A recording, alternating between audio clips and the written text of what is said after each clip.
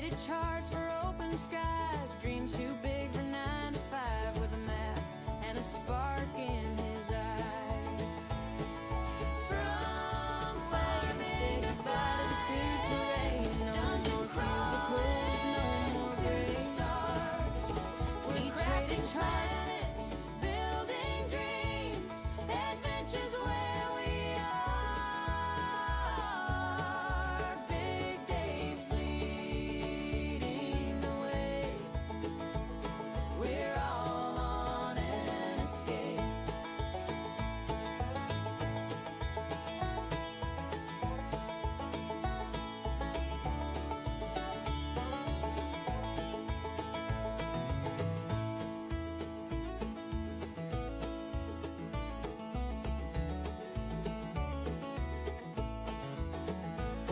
He built a farm on rolling hills, harvested hope between the drills, with friends who chased the same wild thrills. Then he flew a plane into the blue, above the clouds he found his crew. Together they dreamed up something new. From farming to flying, dungeon crawling to the stars. We're crafting planets, building dreams, adventures where we are. Big Dave's leading the way. We're all on an escape. Big Dave's leading the way. We're all on an escape.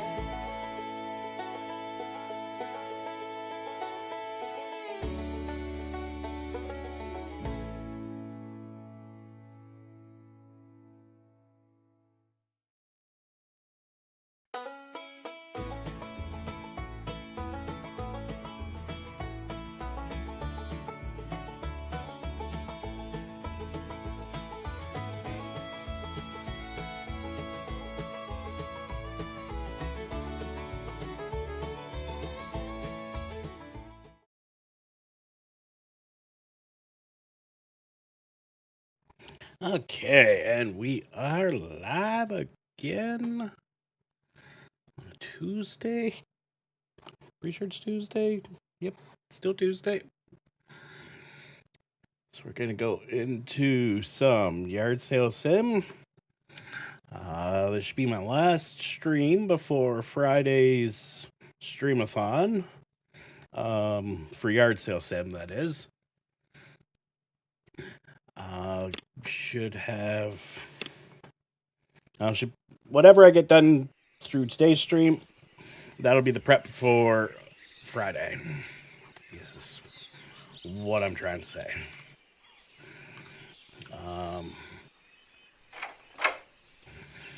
Basic already spent $12,000 getting stuff built up and ready for a yard sale on Friday, so we'll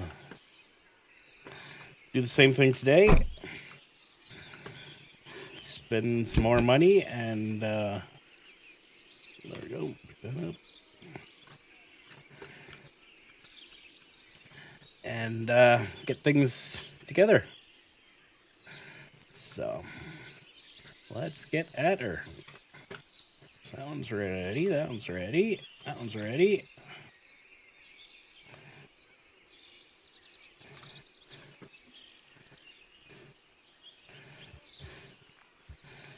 Okay, so what we'll do is we'll just move to there.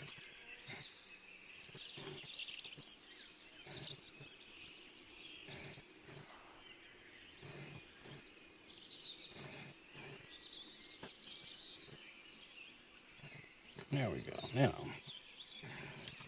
what do we got? We got a couple dirty things here. Oh, I gotta turn the lights on. I can see better.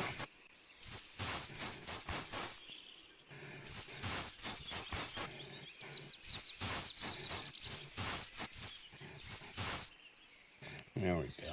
Okay, so I need some paint. This is gonna fix.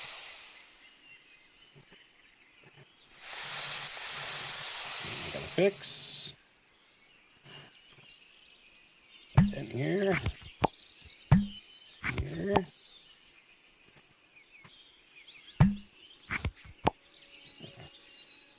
Paint. This one's great.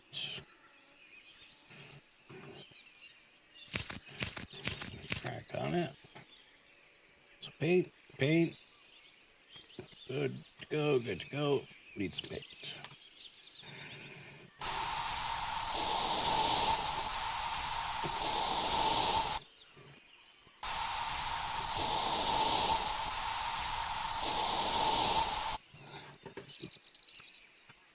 Better get some sleep. Just notice that's 1800.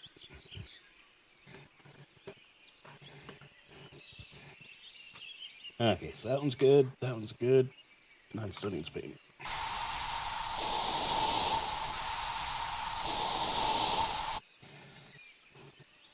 Now that one's good. Okay. Let's see here.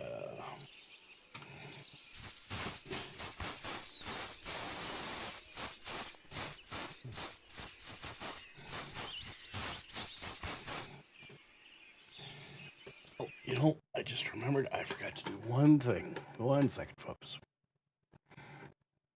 1 small second.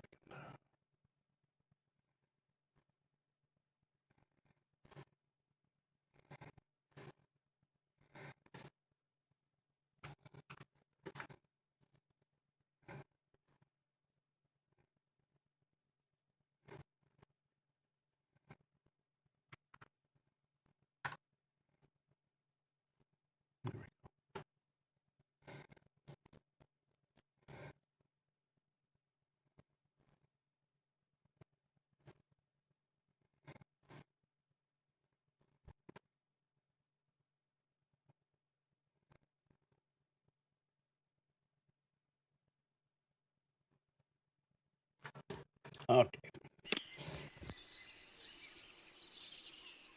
Sorry about that, everybody. I just remembered I forgot to post the link to the stream and the yard sales in Discord.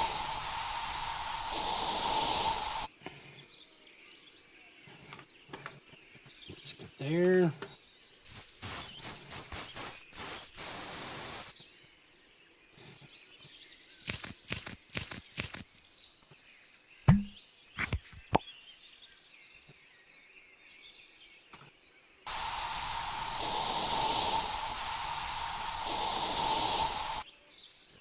Hey, Queen Fish, Lord Fish.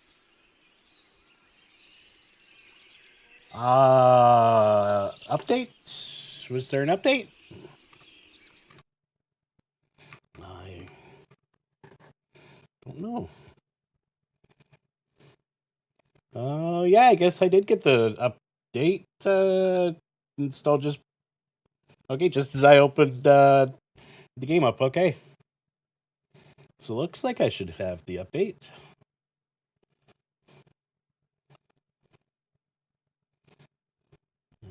Of course, my Steam has disconnected because it's Tuesday, and Steam always disconnects throughout the day for me on Tuesdays.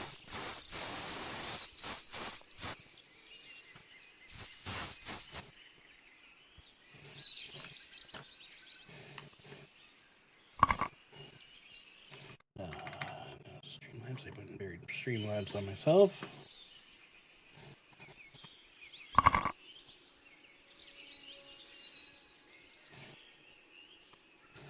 Hey, Shuggy Pie.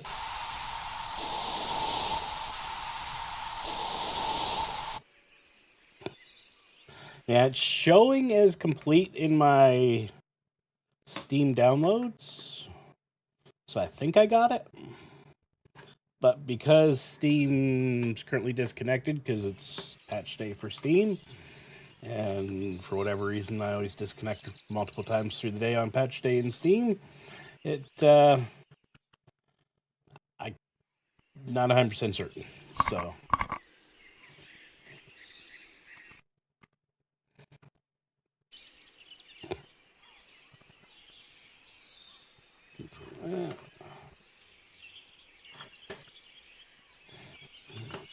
Take all the stuff over there.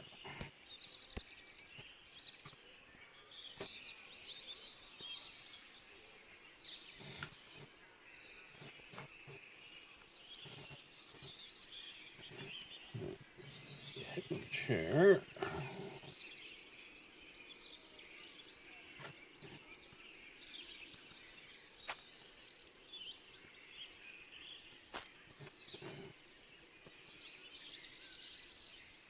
Guitar.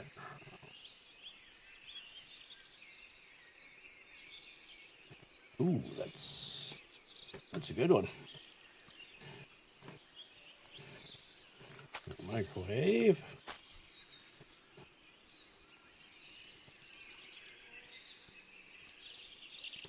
I think I had another air conditioner too.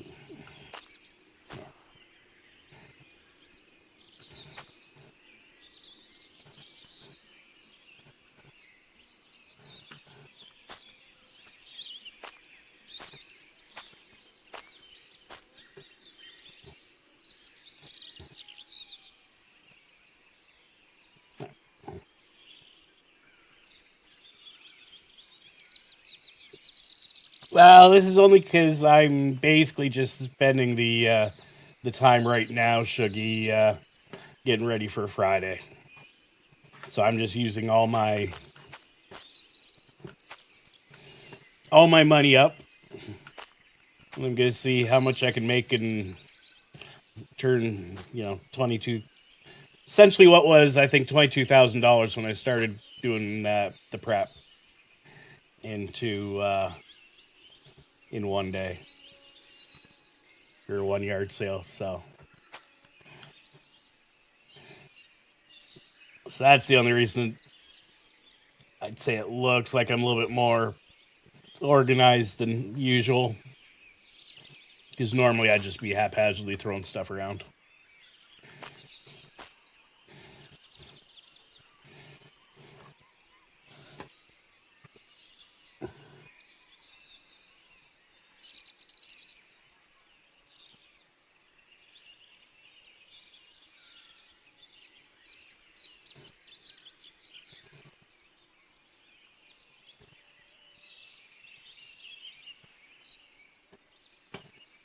Let me just check. Is Steam reconnected yet? No, Steam is not reconnected.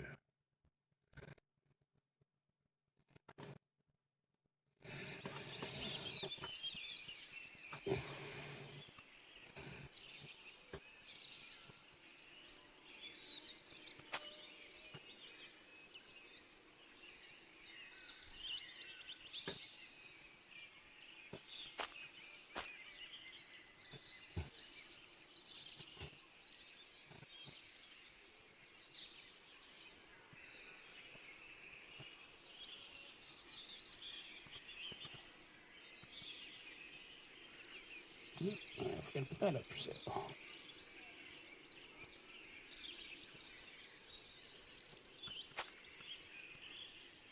I feel like I missed something else.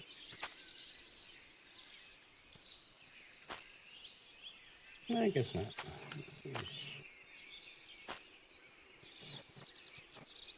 That.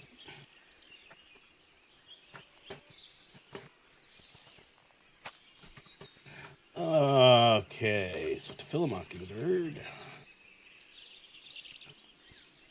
No. Queenfish is going to kill me. I got another To Fill a Mockingbird book.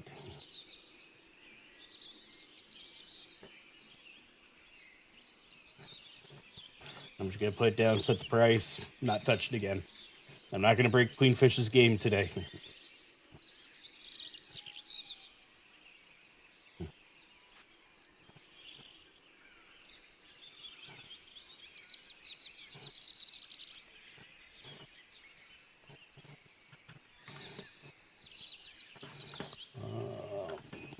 I'll put you right there.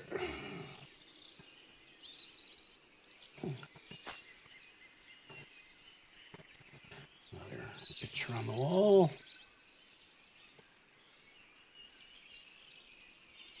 Okay, it must be backwards. There we go.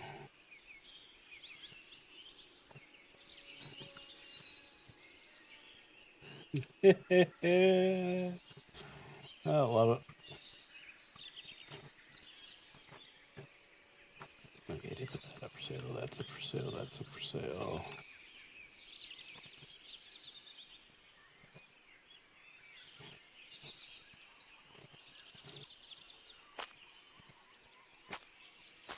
Okay. Let us get at her.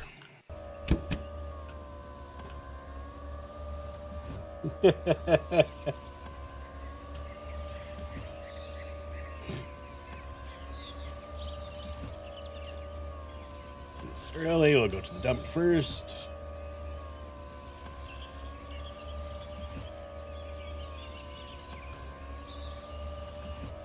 Hey, Ludi. How you doing today? Hope you're having a good one.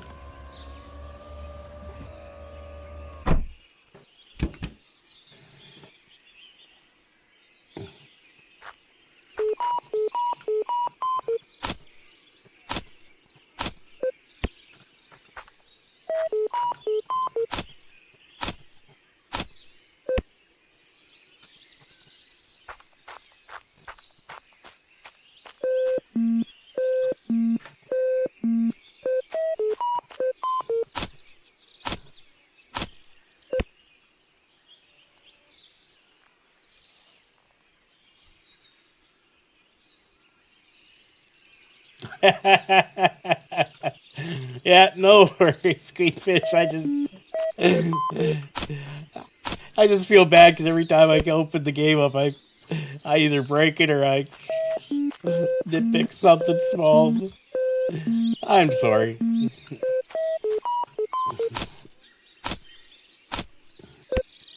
So I'm gonna try not to break your game today. I'll do my best to play by the rules and not break the game.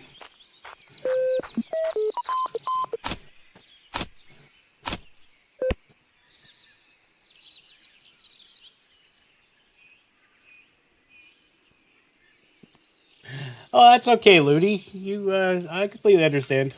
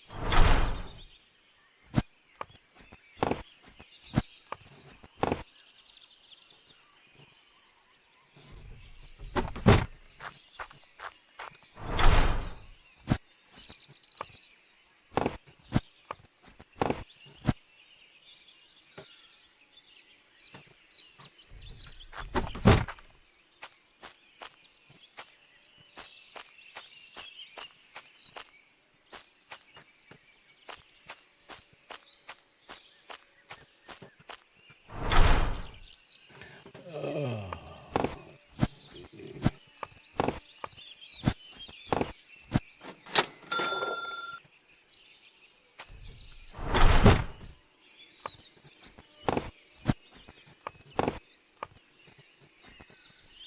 Let's get everybody through a bit of money today.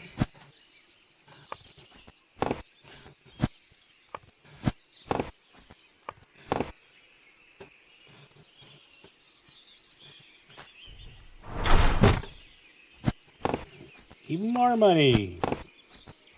Hey, I'm not gonna complain.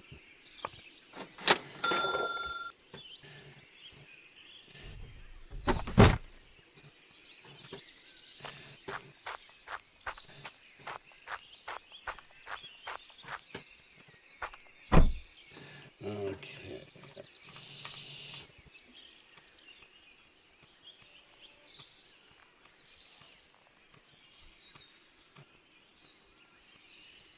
So that's a pretty full car worth of stuff. So maybe I'll take back to the cafe, empty out, and then go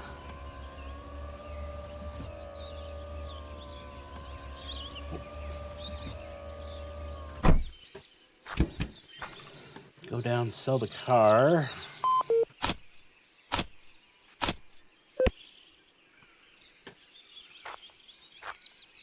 Not this car, but sell the car I got in my pocket. And then do the auction.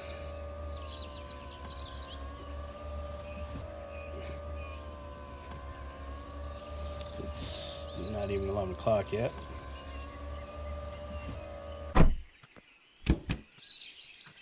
No, I'll do that. I'll do this. Okay, so that's dirty. Oops. Wrong button. Don't do that.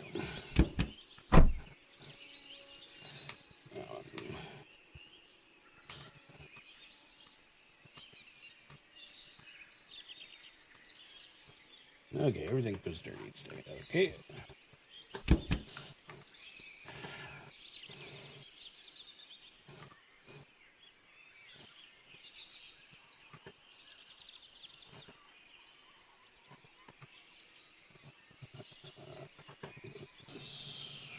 Like that. You can go there. Another one. Crikey's. My pockets are full of those.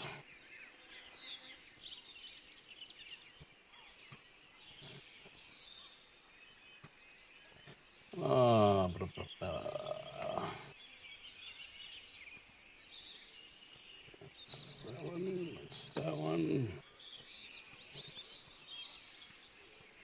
And the computer. Okay.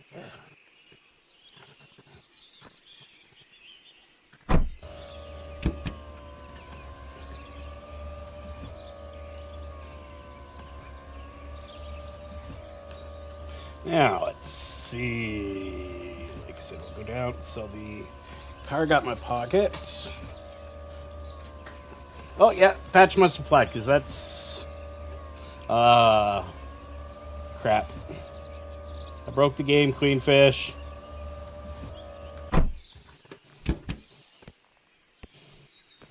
So that's supposed to be like that? Might have broke the game.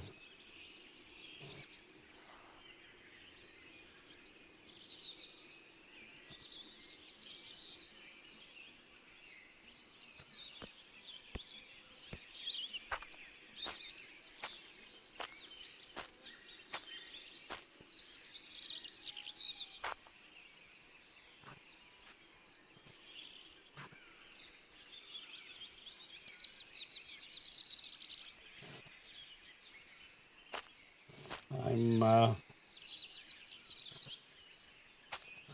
kind of concerned.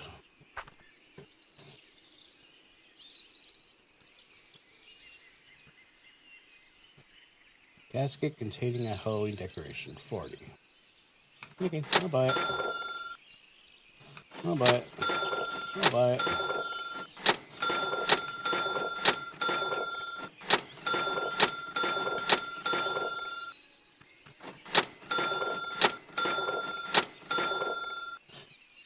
This is the first time I've been this way. Okay, spiders fine.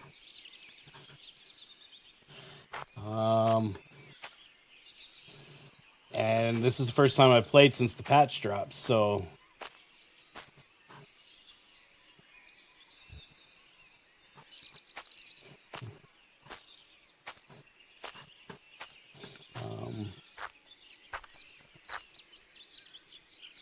I'm a wee bit concerned, but at the same time, I told Queenfish I wasn't going to break her game. So, yeah. Hey, look, a hill. Everybody, look, a hill.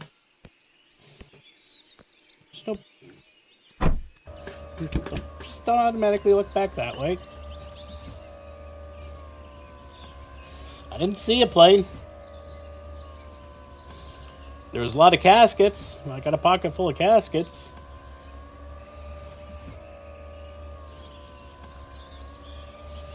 Yeah, thank you. Yeah, there we go. See, okay, everything's fine.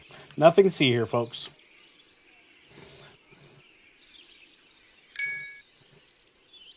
Okay, we got a pumpkin. We got a witch's hat. We got a dead guy. Oh, great.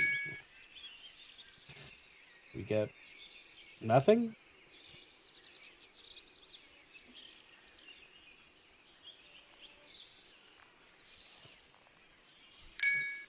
Okay, we got a ghost.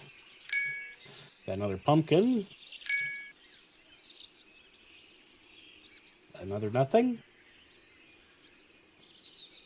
Are some of them supposed to be empty?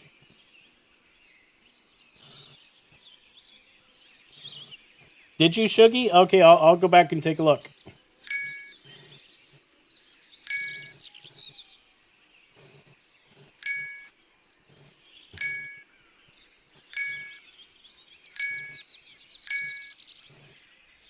So I bought all of them, and 3 of them were empty.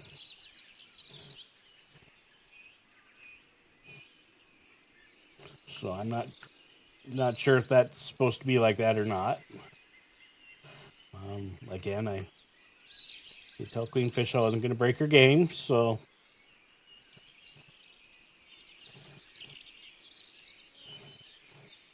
Oh, dear God. Not joking when you said I have a dead guy. And a ghosty. And another ghosty. And a creepy clock.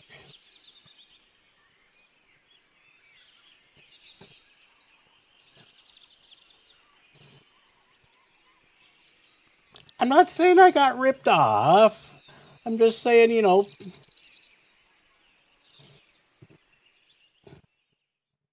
Well, now I got a dead man's head. I don't. Is that there before? I don't know.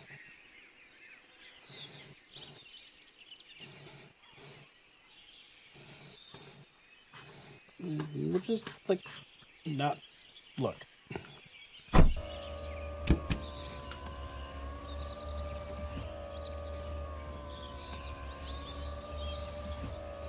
I'm not going to say I was robbed. Okay, so now Shuggy said he saw a plane on the right side.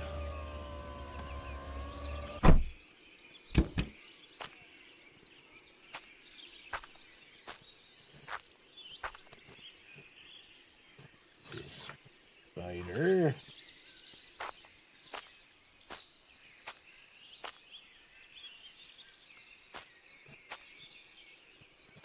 Not seeing a plane.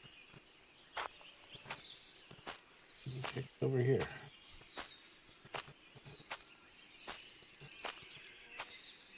No, I don't see any planes, Shuggy. Outside.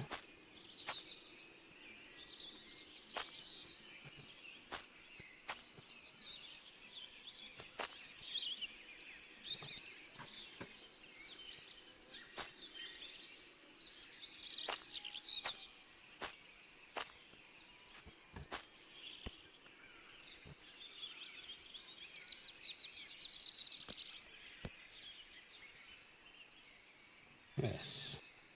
When you say this, what do you mean? Ah, okay.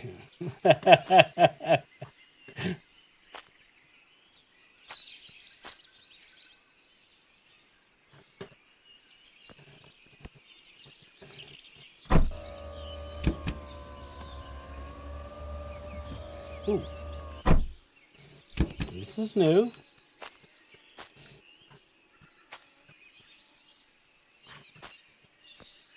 Oh, that was new.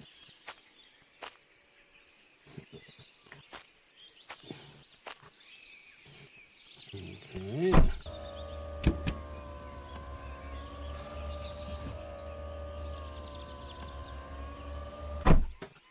We got jack-lantern out here.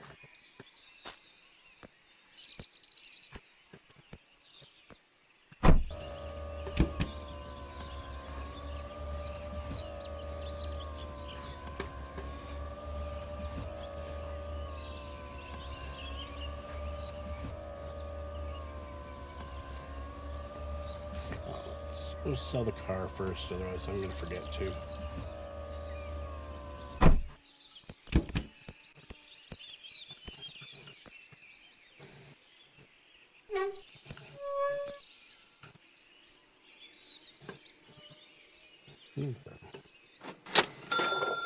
Thank you.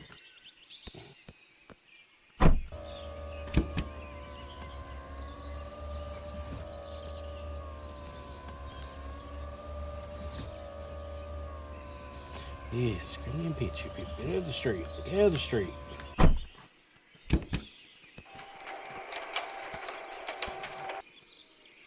Oh, put him on the chair. What, seven, here? Here, we'll Oh, go there. brother. Oh, maple syrup, we'll go cornucopter. Don't Oh, go. put him on the chair. What, seven, here? Here, we'll go there. Oh, maple syrup, we'll go cornucopter. Don't go. Oh, put him on the chair. What, seven, here? Here, we'll Oh, I'll go show there. you, Oh, maple syrup. on my way home. Cornucopter. Ludi. Oh, Don't put him on go. the chair. What, seven, here? Here, we'll go there. Oh, maple syrup, we'll go Don't go. cornucopter.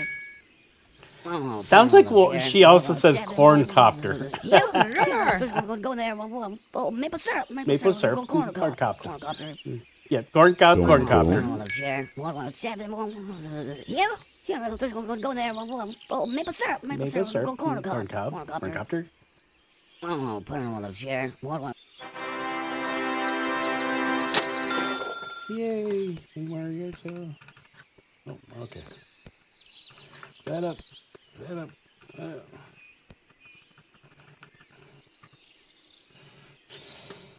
Anything new? Nope.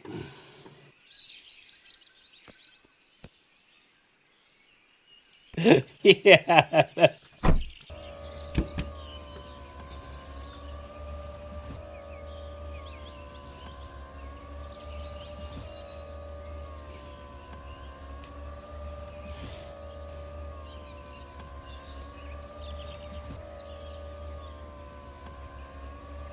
What's that? Just tell me.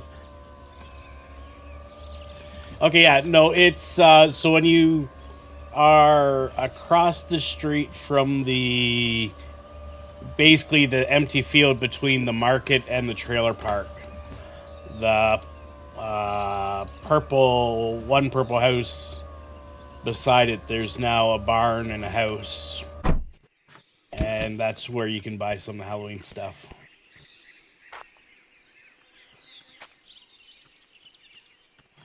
So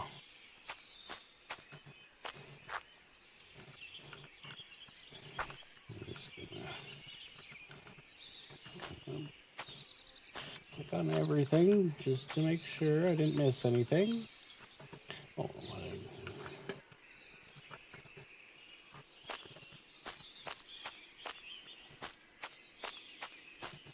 doesn't look like I did. So.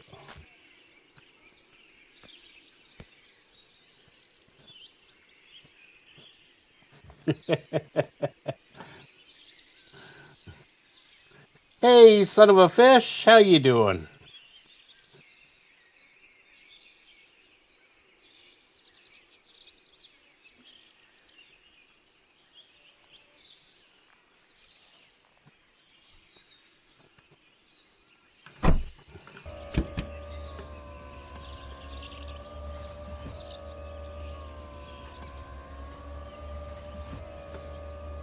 Oh, I should check the market, see if there's anything Halloween-y going on in the market. On the hill. Click glance from the hilltop. I don't see anything. Check the dumpsters while we're here. Hey, tigerfish.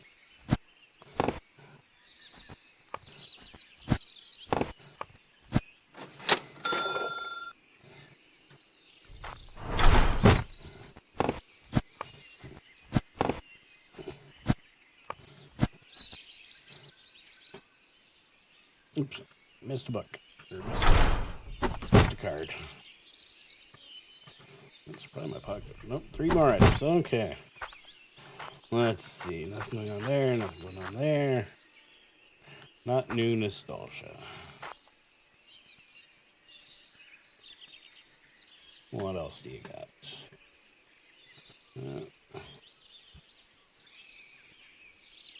First edition for $5.10.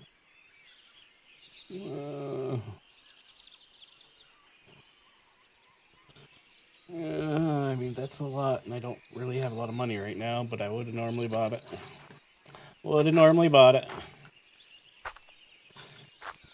Stand. Used stuff. You got anything? No. What you get that, you get that, you get that. Anything else? Got yourself an alien, a penguin. No, nothing I want. Game, computer. What the heck is that? Old game console.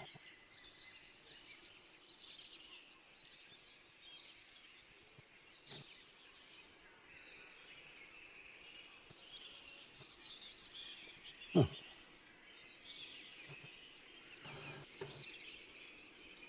Alien phone, hot dog, green turtle baby. No. You. No. Oh, even Fishton had an update today. Awesome.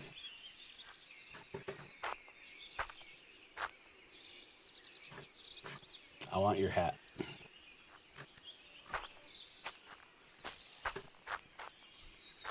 Timeless trinkets. Oh, what's this? Knockoff action figure made to look like Mr. Pons. But it's a knockoff. So, go on it. You know it's not a timeless treasure if it's a knockoff.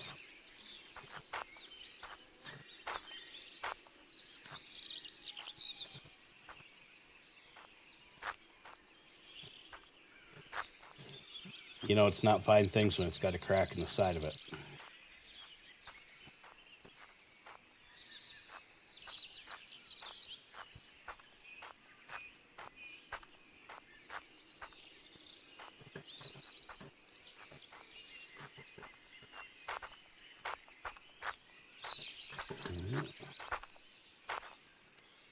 Collector cards. Christy Chris. I was kind of hoping with that you'd have donuts. Slick Sammy stuff.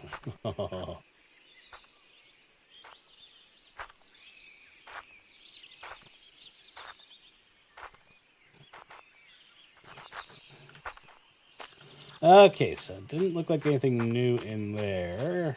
At least nothing jumped out at me as new. Let's go for a drive through Yuppie Town. Anything new in here? No.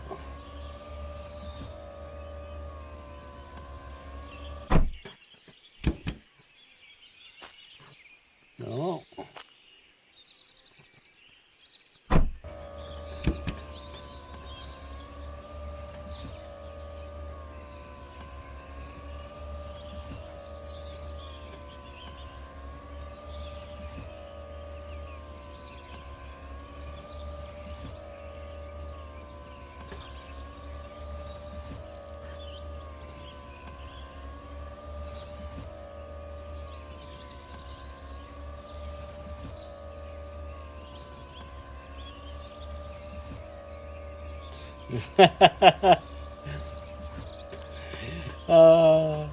It's okay, Looney. I'm actually not in the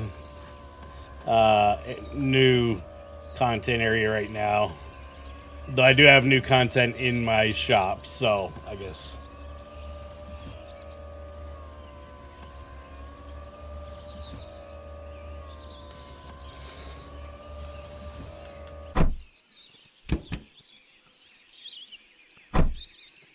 Okay, nothing in the trunk, so we'll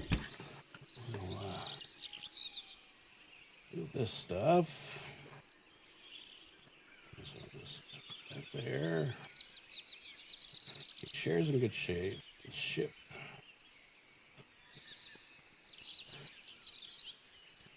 A snail. Basic frame. Oh, wait, no, camera's great, so I don't need to worry about that one. Another hoe. Jeez, my shop is full of hoes today.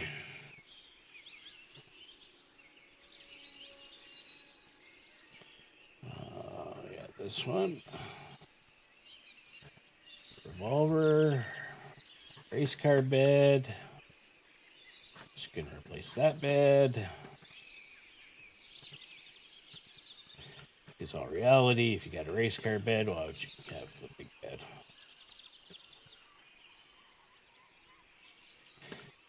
It's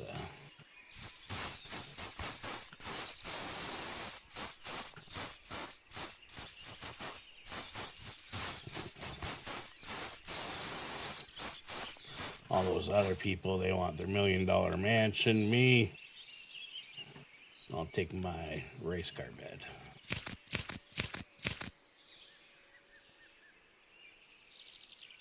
$600 items in the game now? Holy.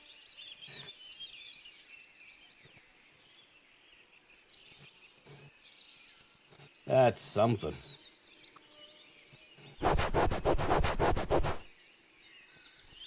Now, the 600 items, that's like even unique items. So, you know, like these two different versions of To Kill a Mockingbird would be considered 2 items, whether it's the first edition or the copies. So, is that what I'm assuming, Lord Fish?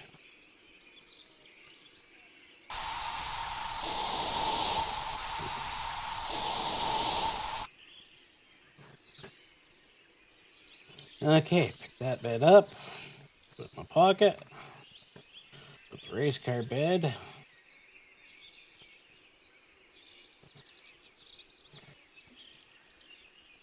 Right there.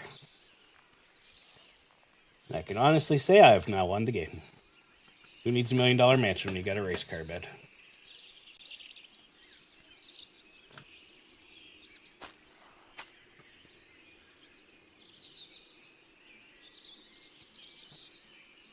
Anyhow, all reality, come on. $1 million mansion. Think how much time it would take to spend in a week dusting that place. Ugh. And the amount of stuff you got to put in it. Dust collectors. All dust collectors.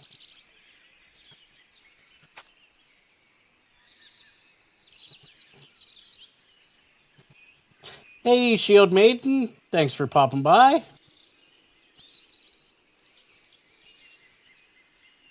Awesome you were able to pop in. Hope you and El Pappy are doing well.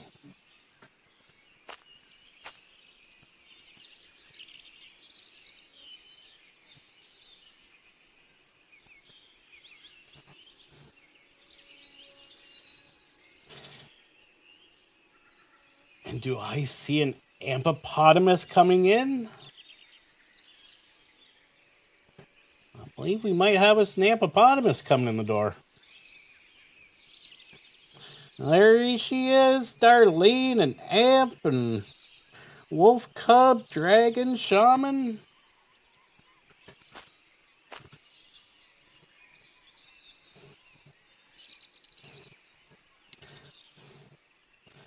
Welcome, welcome everybody. Let's see, who else do we got? We got Lisa. Yeah. Welcome everybody from the Amp Parade. I'm just going to point out, Amp, you may have $1 million house, but I got a race car bed, so I beat the game. Just saying. And there's Dreas. Welcome, welcome. So I got some of the new Halloween stuff. I just noticed this guy's face, and I'm gonna be like, okay, yep. For everybody who just came in, Easy Angel, welcome. Darlene, Teresa, welcome, everybody. Thanks for all for coming. I'm really sorry to Queenfish, but I broke her game.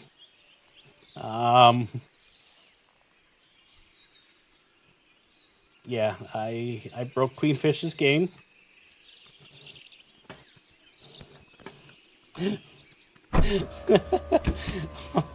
Let me go get some sleep, and then I'll show you that in the morning.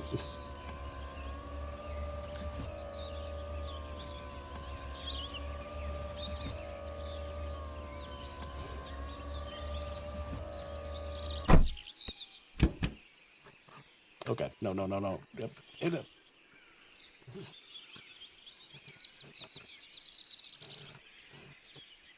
Jennifer.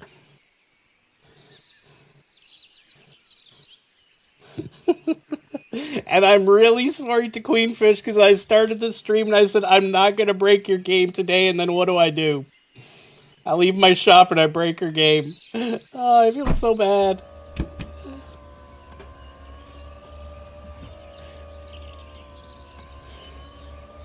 Because the last 2 streams I've done, I've broken the game. And I feel real bad for it. Oh. Okay, so yep, so here's the new thing that comes with the new one. Now the art sale hasn't started yet.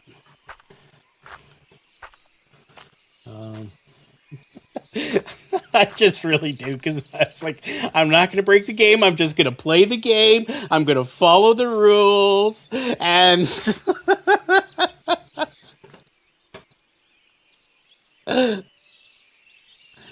oh, the barn is meant to do that? Okay. Oh, thank God. I didn't break the game. Woo! I broke something else, but okay. Oops.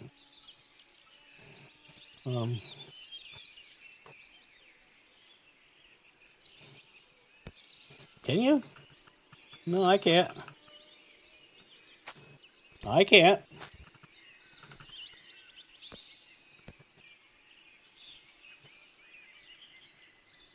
Oh, and then this neighbor down here has some tombstones in the front lawn.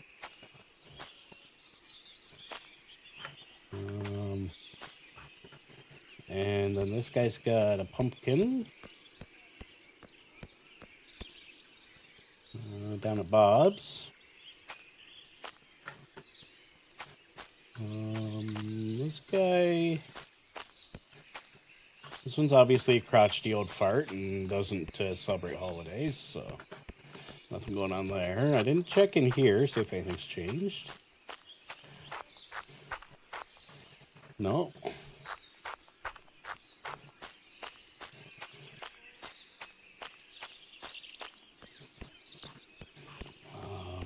Okay. Well, we'll run home till 9 o'clock when the yard sailing starts, and then pop back and take a look further. Didn't see anything new in the market area.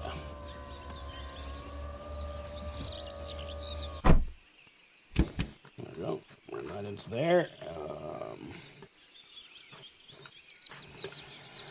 Got a shop full of hose today, so yep. Oh, I need to. I think I still need one more shelf back here, don't I? Yeah, I need a shelf on that wall. Yep.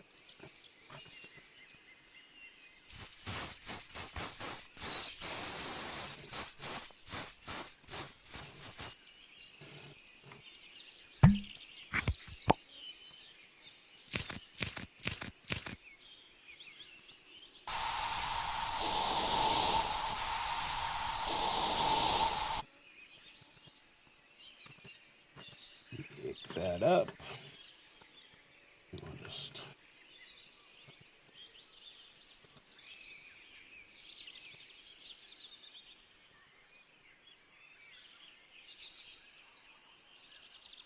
That on them all there. There we go. So, and then I got my Catman back here and my Bro Dog, I should say, my Vim's pillow, and got my little dog for Moxie's pillow whenever I find one, and Grill Master's back here.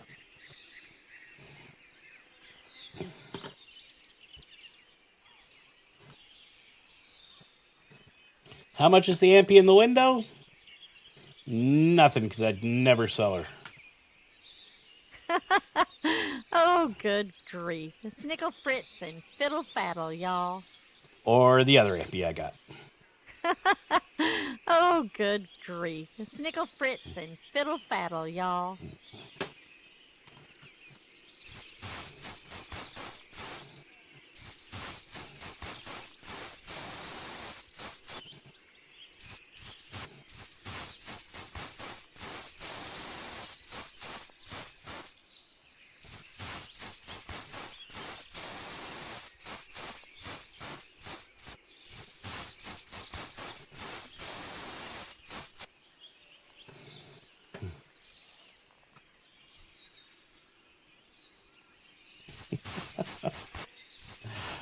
You're priceless to all of us, Amp. You're priceless to all of us.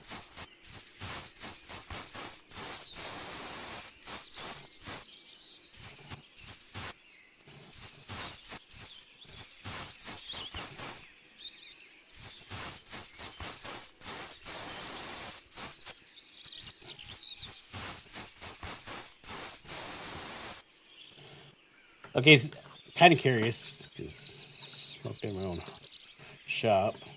Have you ever seen this one before, Amp? This is the great one that I broke last time I played.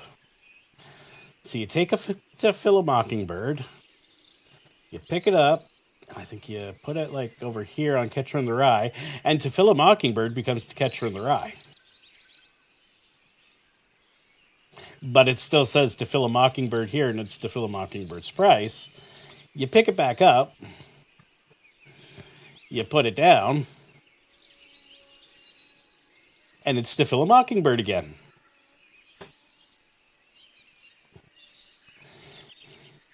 Yeah. That's how I broke the game the last time I played.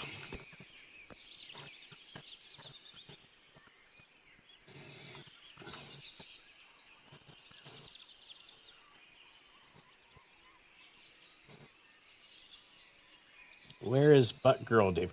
I don't have a Butt Girl. I don't think I've gotten a Butt Girl yet. Or I've gotten one and I sold her. And I'm kind of regretting selling my my Butt Girl. I'm definitely going to keep a couple of them on the shelf.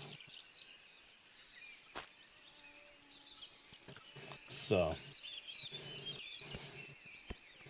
and I think I set the shop on fire.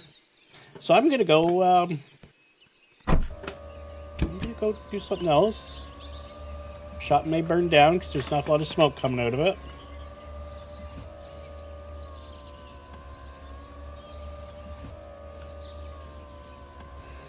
Okay, we'll come back here and... Okay, we still got our yard sale, and Shuggy tried to convince me that there was a plane in here. Well, it was just pumpkins. And then you got all these little caskets that you buy for $66.60.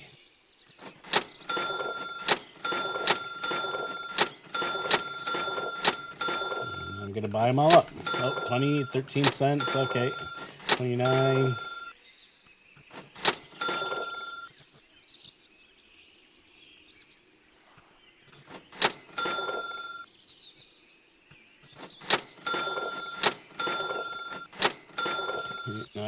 I forgot to talk to this guy yesterday. Yeah, this guy doesn't talk. So I'm kind of creepy about this guy. I don't know what.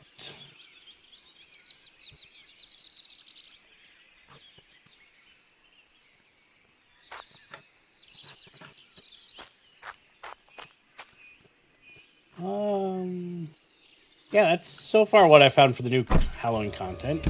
I'm sure there's more that I've missed. But,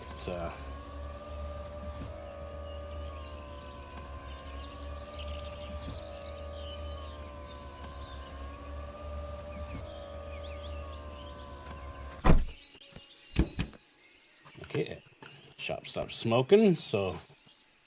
Okay, let's see what we get today. Okay, so we have 1, 2, 3, 4, 5, 6, 12, 14 items. Okay. That one. Okay, we got a tiny skelly. Another clock. Another clock. Pumpkin.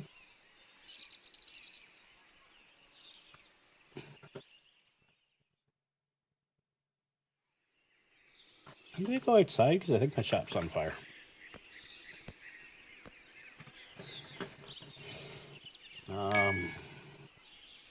Casket clock. Headstone. Shadow spider.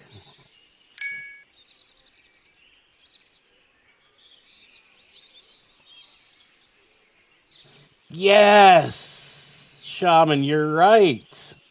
He does. We got Straw Guy. Another headstone. Festive pumpkin. Another clock. Another clock. And another pumpkin. Okay, tiny skelly.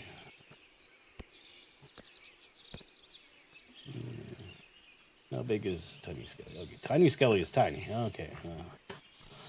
So I only got one of those. It's going to go back here because I'm going to keep all the Halloween stuff. One of everything, if I can find it. So, there's tiny skelly.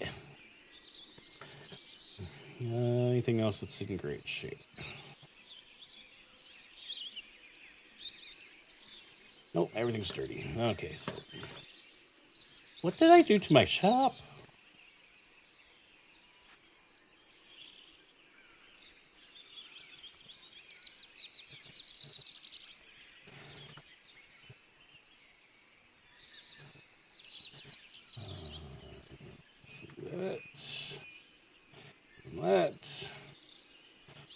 That.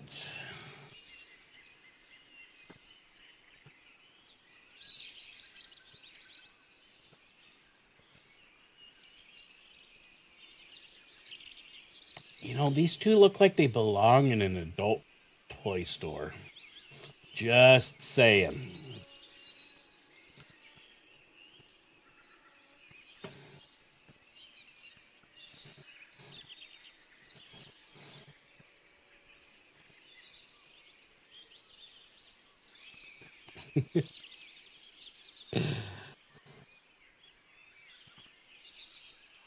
Let's see what we got. Tombstone. Tombstone. Big ass spider. Oh, Jesus. Okay. Queenfish, I broke the game again.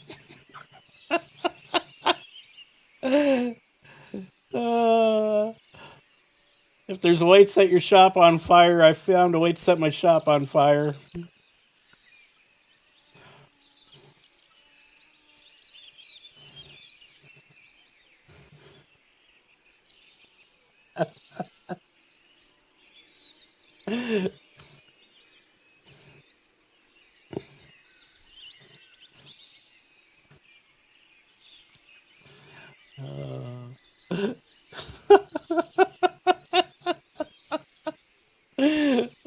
Oh, Queenfish is gonna ban my Steam ID from being able to play her games.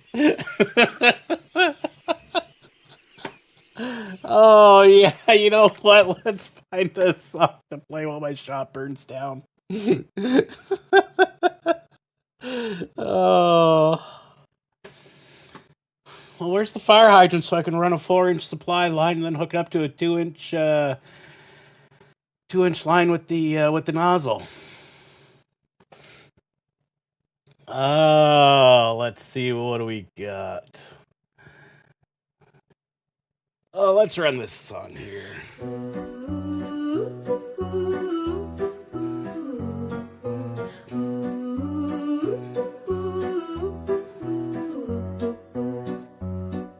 The moonlight's shining, it's Halloween.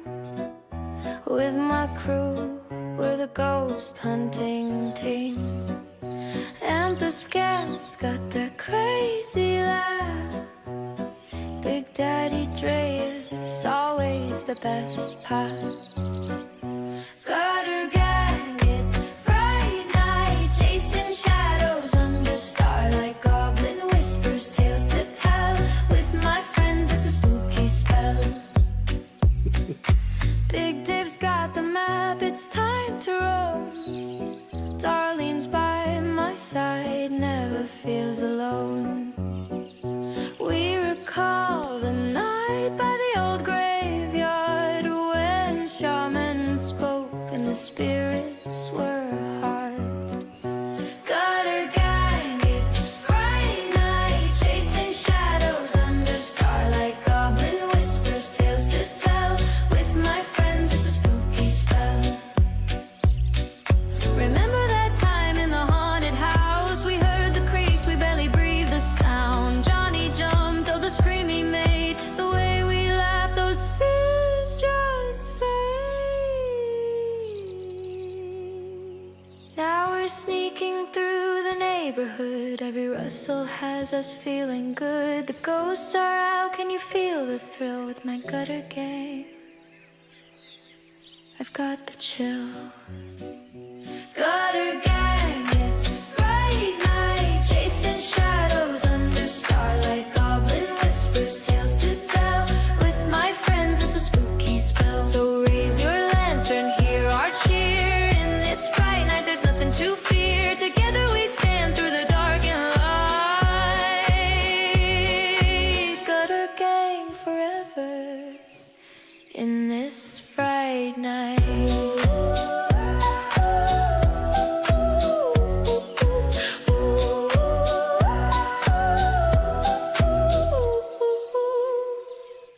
I think it's actually getting worse.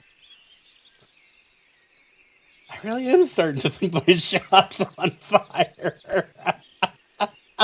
Oh. Yeah, that was a quirky little one.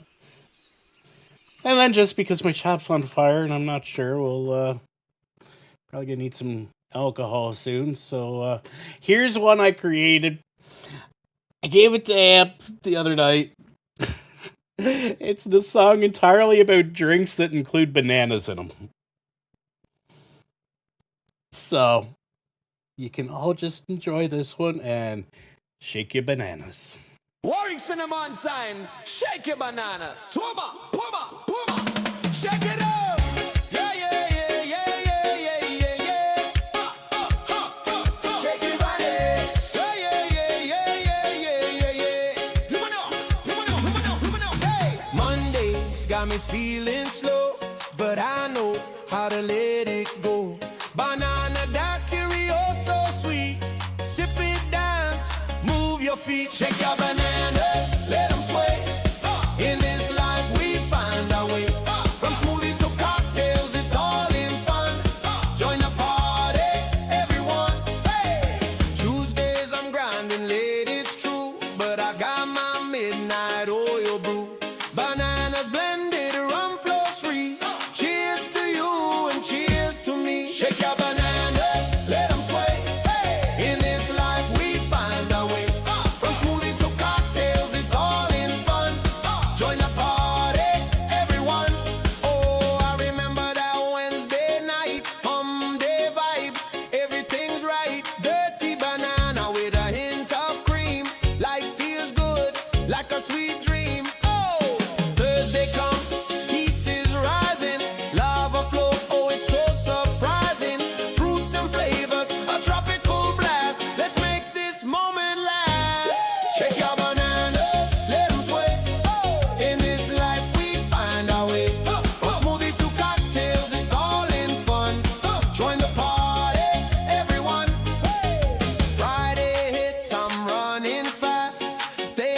goodbye to the week that passed. Rum runner calling, let's hit the road with my crew, we'll lighten the load. Saturday night, let's ignite the thrill. Psycho killer vibes, got a heart to chill. Dance like nobody's watching, what a sight.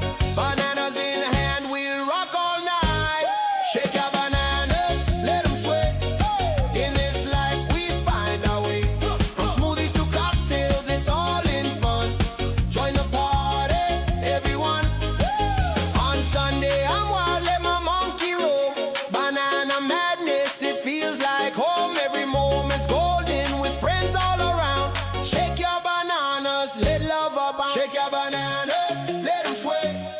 In this life we find our way. From smoothies to cocktails, it's all in fun. Join the party, everyone. Shake your bananas. Oh yeah, yeah, yeah, yeah, yeah, yeah, yeah. Oh, oh, oh, oh. Shake your bananas. Oh yeah, yeah, yeah, yeah, yeah, yeah, yeah. Ba-doop, ba-doop, ba-doop. Shake your bananas. Welcome, country lady. Perfect time to come in. We're just watching my shop burn down and listening to music about alcoholic beverages that contain bananas. But I wonder, I think I may have a thought on why. Is it because I have some things partially cleaned, I wonder? I finished cleaning these.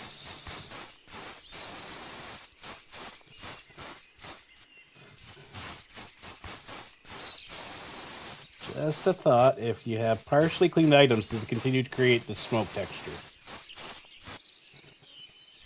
This, not fully clean. Okay. That's everything up there clean. I haven't cleaned any of the other stuff. Nope. Does it dissipate?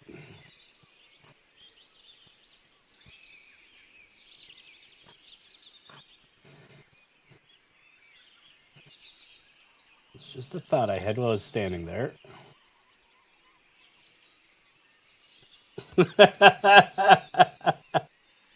Oh, thank you, Lord Fish. There we go. Shop's on fire. Okay, so little thing.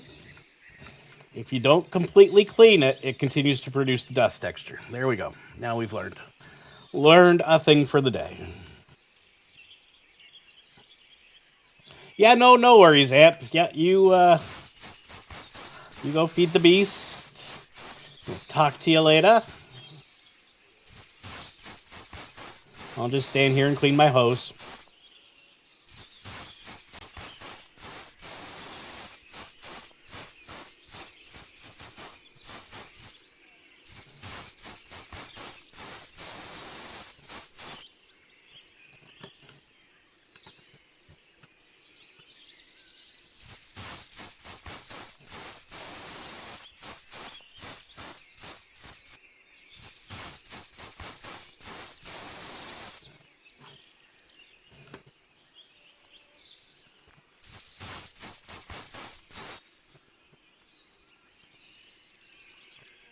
Okay, that actually gives me an idea now. Now that I know that.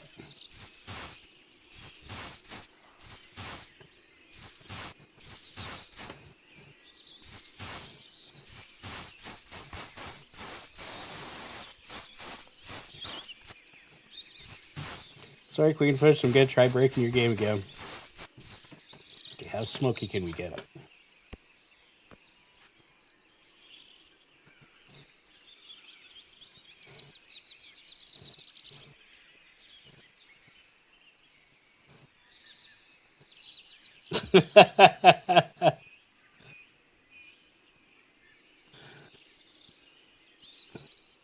But yeah, no, Lord Fish, one of the drinks was the dirty banana. One was midnight oil.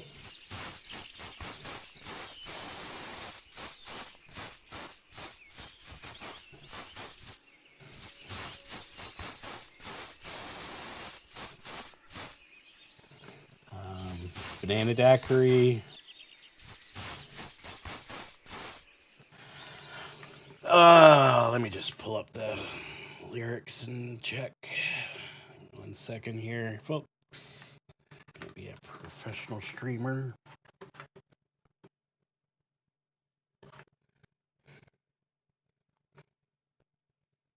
Here, and we go here.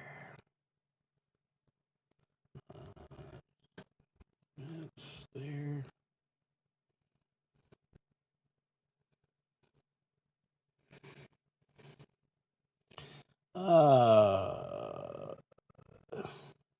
Warrington on side. There we go. Okay, let's see.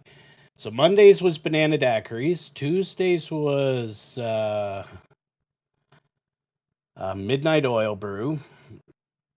Because usually that's one of those days your boss asks you to work late. Then Wednesday was a dirty banana. Thursday was a lava flow, which is a drink I'd never heard of, but actually sounds really good when I looked up how you make it. A lot of alcohol in that one. Friday was a rum runner. A lot of alcohol in that one, too. Saturday's a psycho killer. A lot of alcohol in that one. And then Sunday was a dirty monkey. So, yeah.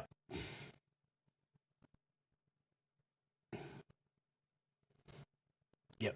So that was all the drinks in that song. And a lot of them were really high in alcohol content, so. Okay, so we got one that says boo, and that one says boo. Okay.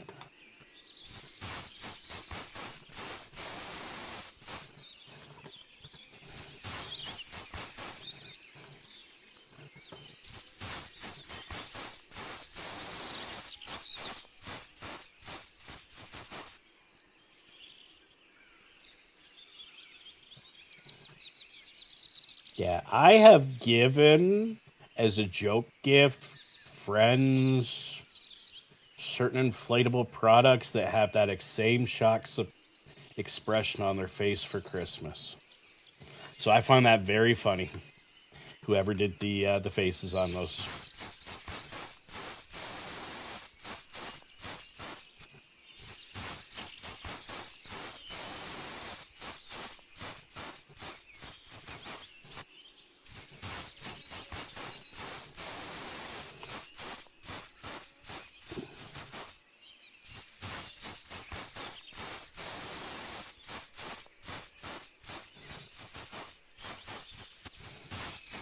And yes, I am one of those sadistic bastards that I will send it to their parents' place so that they have to open said inflatable product in front of grandma.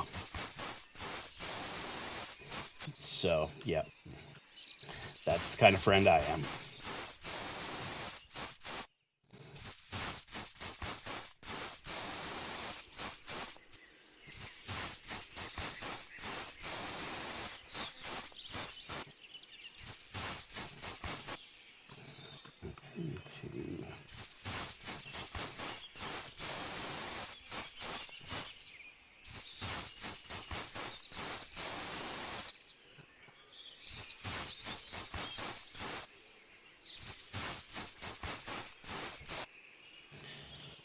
Okay, oh my.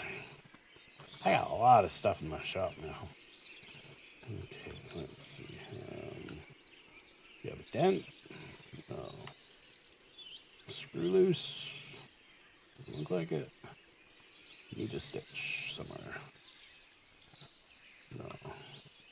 You got a crack? No. What's wrong with you, spider? You're taking up too much room in my shop.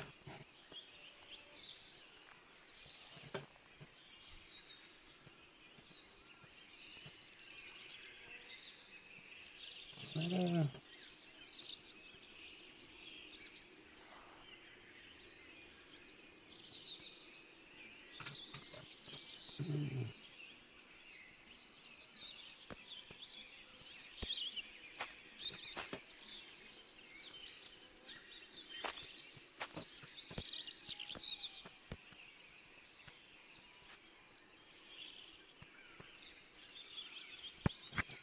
Oh, wait. There we go. We had a dent. Okay. Did we get the dent? There we go. Got the dent. Now we'll paint it. Hey, Teresa.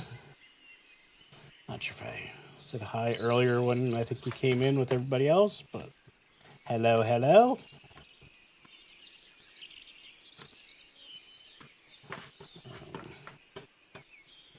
I need to find a spot to put this. So I'm not going to sell it. I'm just gonna, I think I'll put it up on the. Put it on the roof. And put it on the roof. There we go. Giant spider goes on the roof.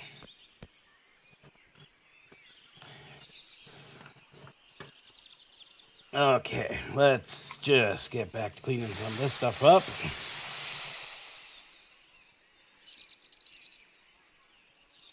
And you know what? I still got to go to the auction for today. So I'll do that right now.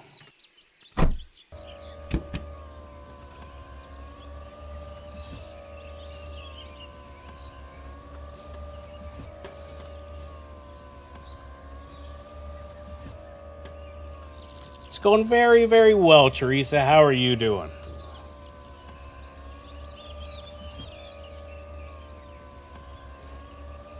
And you know what, Lord Fish?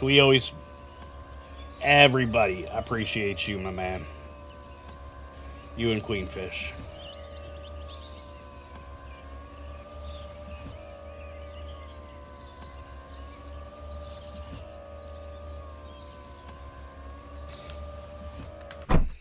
I mean, I guess if I could find a way to...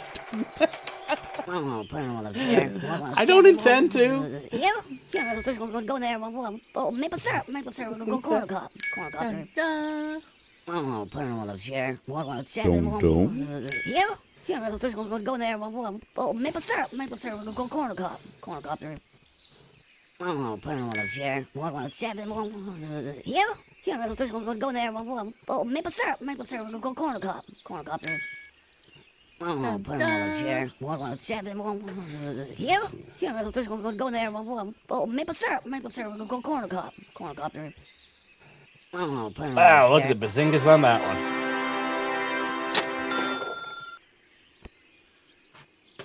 Nope. Get rid of my stuff. Get rid of my stuff. Oh, put it on the chair. Don't. Yeah, we'll just go there. Oh, maple syrup. We'll go corn cob. Oh, put it on the chair. Oh, I feel sorry for you, country lady. Oh, maple syrup. We'll go corn cob. Oh, put it on the chair. Yeah. Thanks so much, Ludi.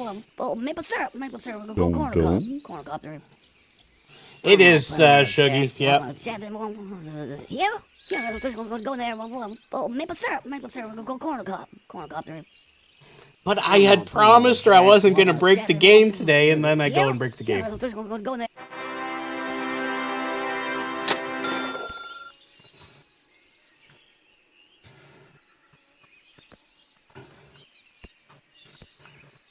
Ooh, I don't know if I've had that shirt before.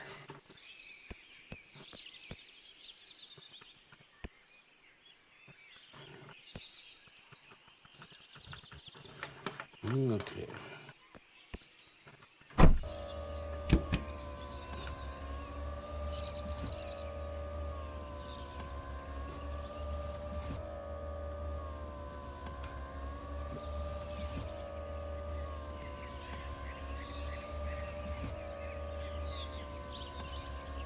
I did, but I mean, I really meant I didn't want to break the game for you today. I didn't want to cause you extra work on patch day. You know, I know you've been working really hard on this patch.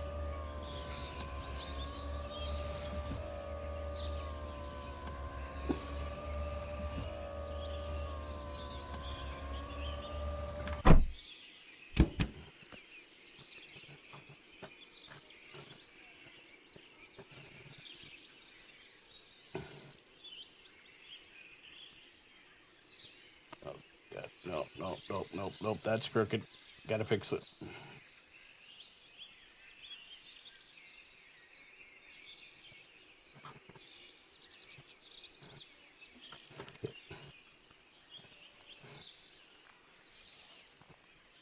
Yep. There we go. Okay, that's great shape. That's sturdy. It's great shape. Great shape. Sword. What's this? I did fix that. Let's like pick it up. Book. Oh, a couch. How am I ever gonna fit in this building? Dear God.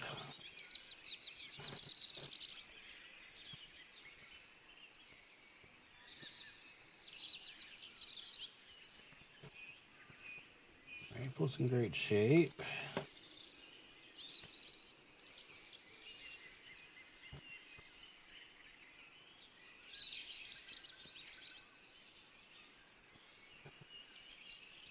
Okay, let's put some of this stuff outside.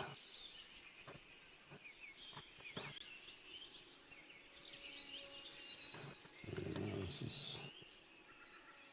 Oh, God. Okay. We got us a cheap pattern shirt. Guess we'll put that beside the... Here. So we'll put it here.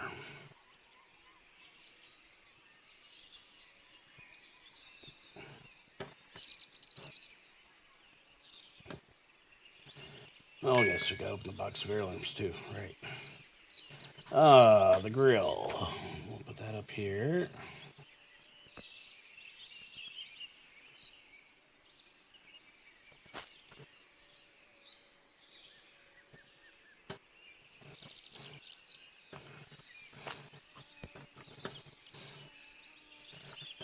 Card.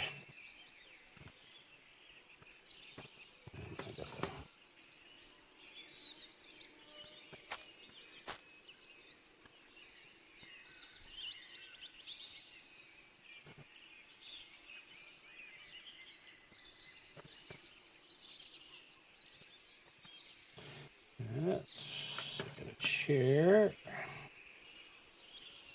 Put that over here.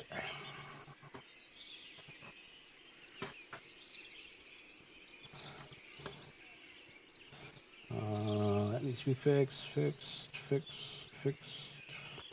Got a rifle. I want to put my rifles right here.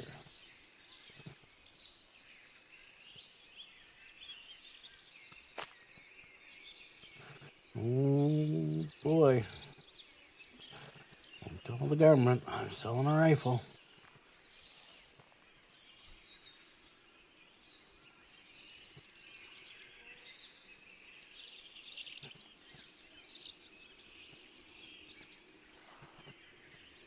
There we go. Okay.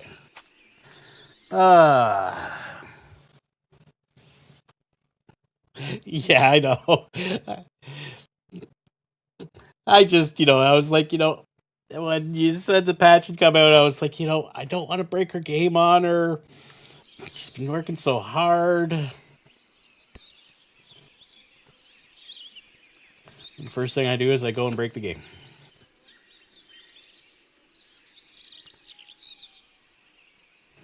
Ruby ring.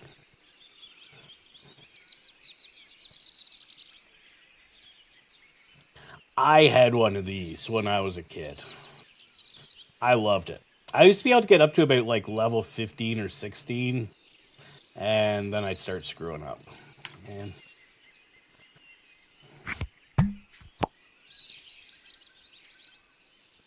That was such a fun one.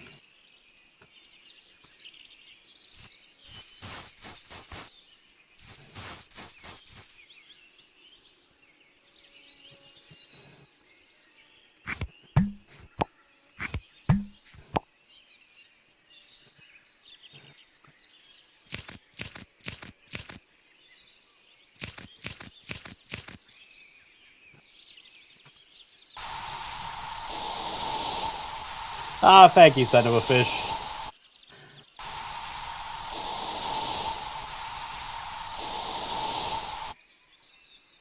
Yeah, it was. It was, you know, it was a great way to waste a lot of time.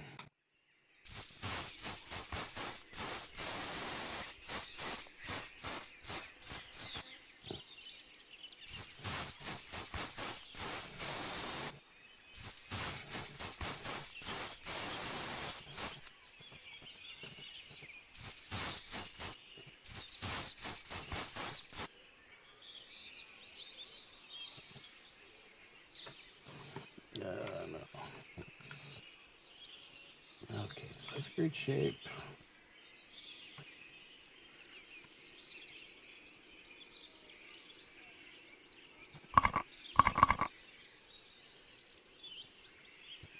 Okay. Let's try. It's either gonna be iron or stitch. There we go. Okay, so paint you.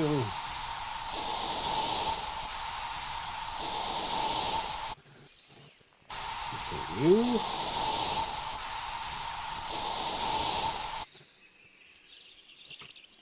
In case anybody sees them and is wondering why there's shoes under the table, it's because they're mismatched shoes. You know, two rights of that style, one of that style. So, not selling those.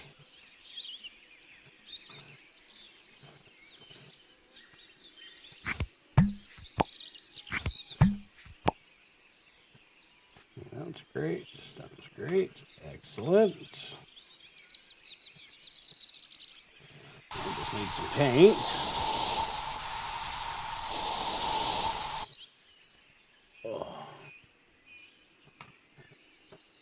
Well, may as well fix these.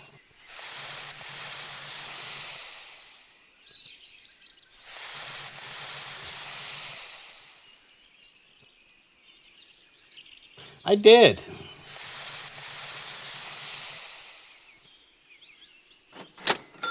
What the?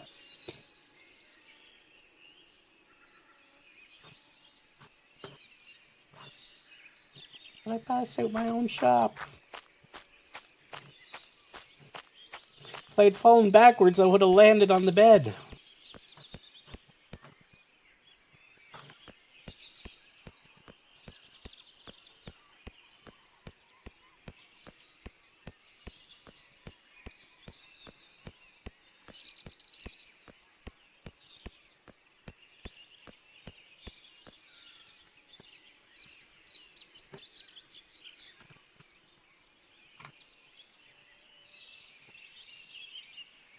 Okay, pick that one up, pick that one up, pick that one up.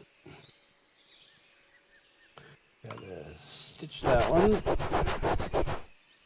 And I'm betting I need to stitch you. And there's a chance I might need to stitch you. Yep. Okay, so that one's great. That one's great.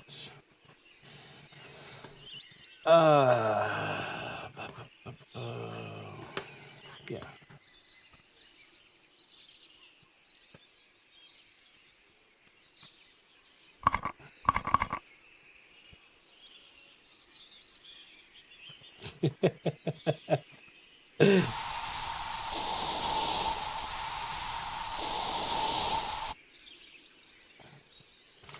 That.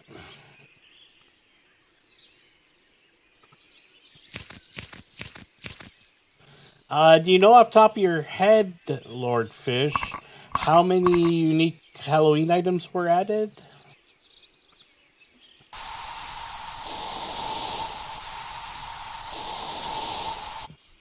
Because I haven't read the patch notes yet, so.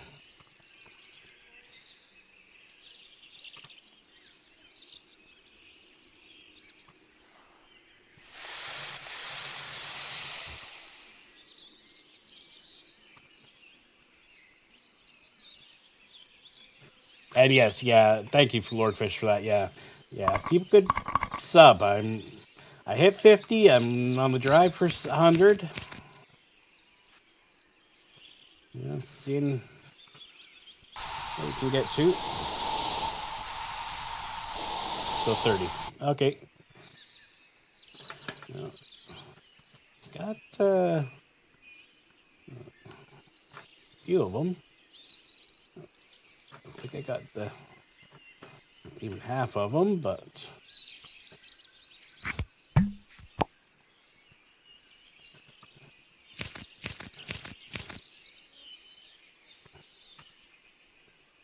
so that needs paint.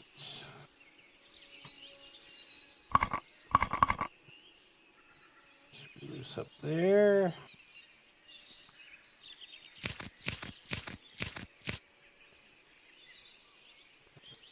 That one needs paint.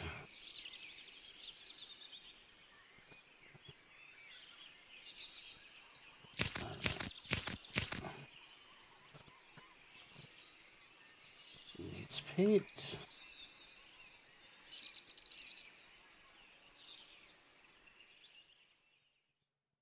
Yeah, I try. Yeah, it's for me. I sometimes get so focused in the game and wanting to. How do I put it? Perfect everything in the game that I forget to look over at chat. But I've changed my layout now. I keep chat right beside the game window because I don't full screen the game when I'm playing it now, and I keep it right beside the game window. So, which then means when there's a movement in chat, I can definitely see that something's changed. So, which does help. So it's little things like that. And then in the next few days, I'll be introducing some new content to the channel. Some flight sim content. And, God, I remember these phones, Lord Fish. Oh my God, these things, they weighed like 5 pounds. Okay, I'm just going to put it out there. Anyone born after the year 2000, you think like an iPhone 17 is heavy because it weighs, 8 ounces, 9 ounces, 12 ounces, whatever it weighs. These things weighed 5 pounds. Imagine holding these things up to your ear for an hour-long conversation. These early wireless telephones had a big-ass battery. The entire back of the phone was a big-ass battery. It was basically 3/4 the width right here, vertically, right up, right down. That was all one big lead-acid battery. And that thing weighed 5 pounds. So just imagine having long conversations with these old phones.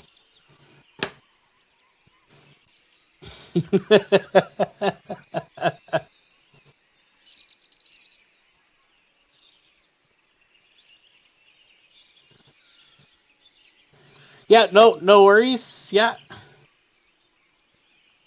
Oh, I had it because my dad had one because he was in the Air Force, and they issued him one.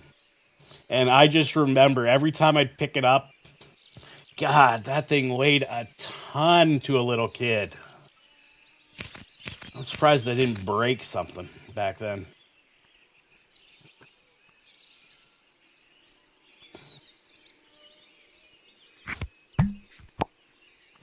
Yeah.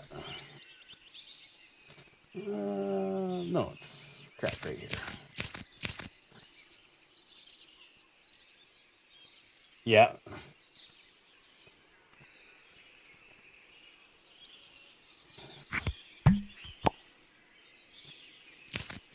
Yeah, this here was Dad's first cell phone. This style right here. And the best part is the base. So the phone itself weighed 5 pounds. But the base was another big battery. And it went into it, and it was the size of a briefcase. And you would, I'll just say this. If you ever get a chance to watch the original Magnum PI, they have these in them. And every now and then you'll see one of the characters walking around with a case with this phone on it. That is how you transported those things around. Because the case was the actual base station for connecting to the, back then, I think they had to go to satellites. So it was, yeah. I just remember, and it weighed a ton, the whole thing together.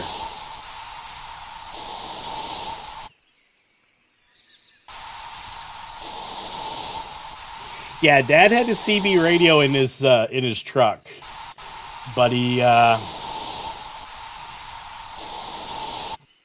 but the Air Force made him carry one of these when he was because what he would do is he would be when he was here in Canada, because he basically spent half the year deployed to Europe, half the year in Canada, and on Fridays and Saturdays, because he just lived 600 miles from the city Mom and I lived in, is he would get in his plane, his fighter jet, and he would fly down to where we were, and he would spend the weekend with us. Kind of a bit of a perk, because he was a bit of a higher official at the time, and he was a hotshot pilot. But he would come down, bring his plane down, and then he would do maneuvers over the weekend out of the airport, just to keep anything they had to do for the Air Force over the weekends. But when he was in town, he had to carry one of these everywhere he went. Because his actual job was, he was actually a nuclear fighter jockey, so he flew nuclear armed fighters. And that was, if per se the Russians had decided to do something on a weekend, then he would have to fly back to the main base as quickly as possible to deploy.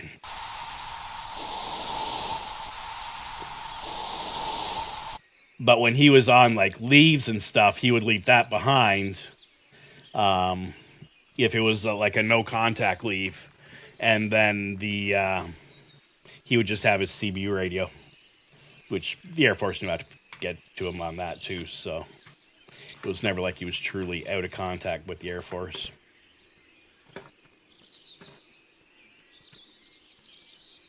Which book is this? Catcher in the Eye. Sorry.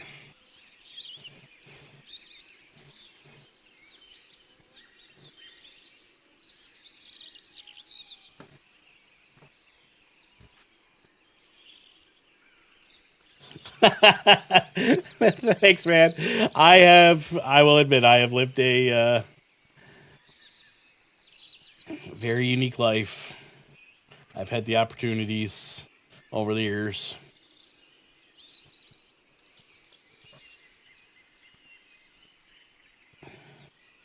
And I'll admit, a lot of it comes from being military. Well, let's see. What'd I do? I broke something. There we go. Okay, we're back.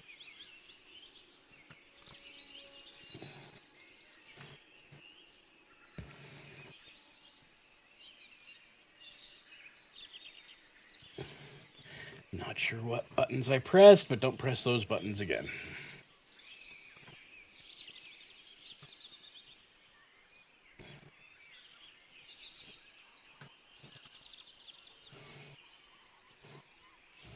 Why am I...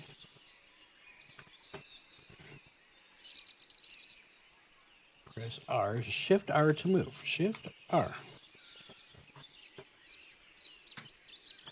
Okay, what did I do? Why am I not...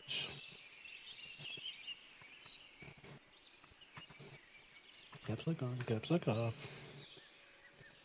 R. Shiftar. Yeah, you have a good one, Queen Fish. Thanks for popping around, and I guess glad I found the bug for you. Sorry I made you have to work.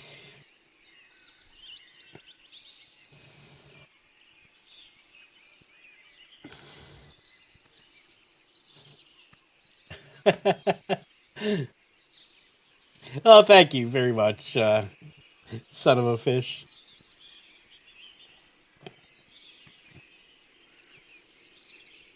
Um,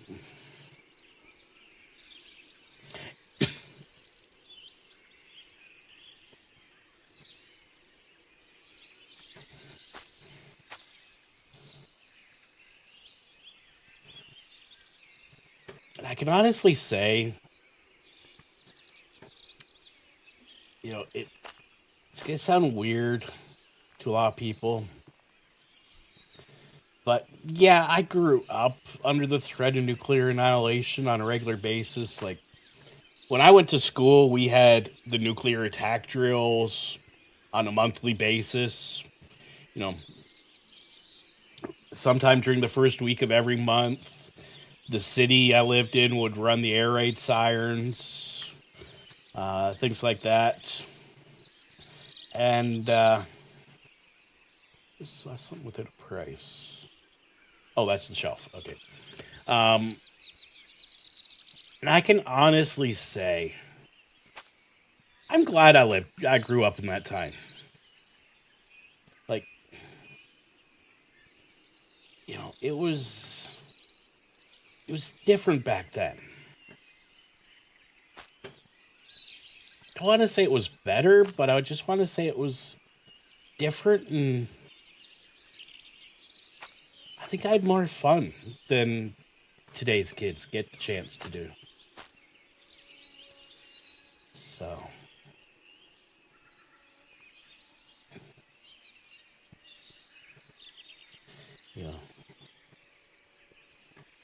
it's one of those weird things.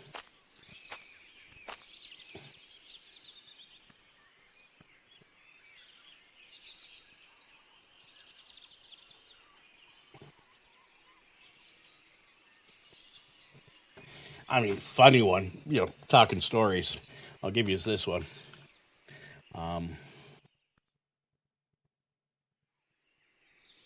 Yeah, exactly. You know what?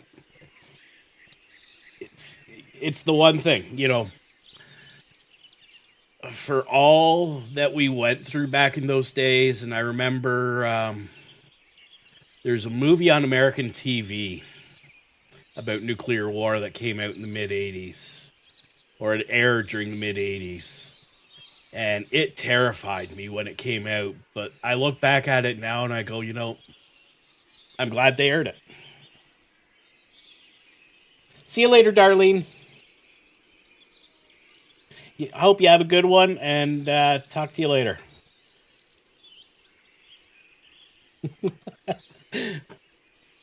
I'm only being this organized, Teresa, because I'm basically prepping for so Friday's yard sale sim is going to be selling all this. I started with about $22,000 worth of cash, and I'm just seeing how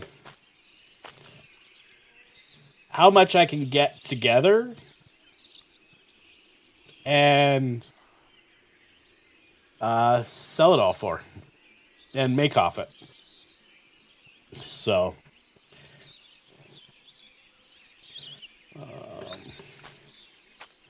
and this guy gives me a chance to just stand here and tell stories too.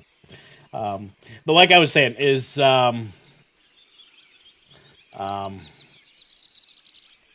what was I saying? Oh.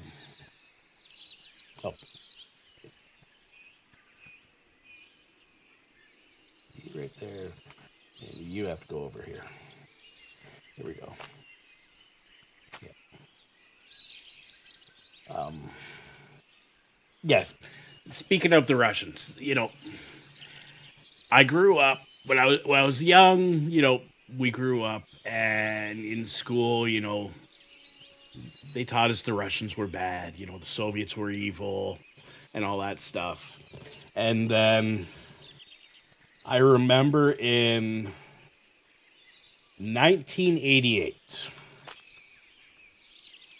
I was still just a little guy, and the Soviet Union sent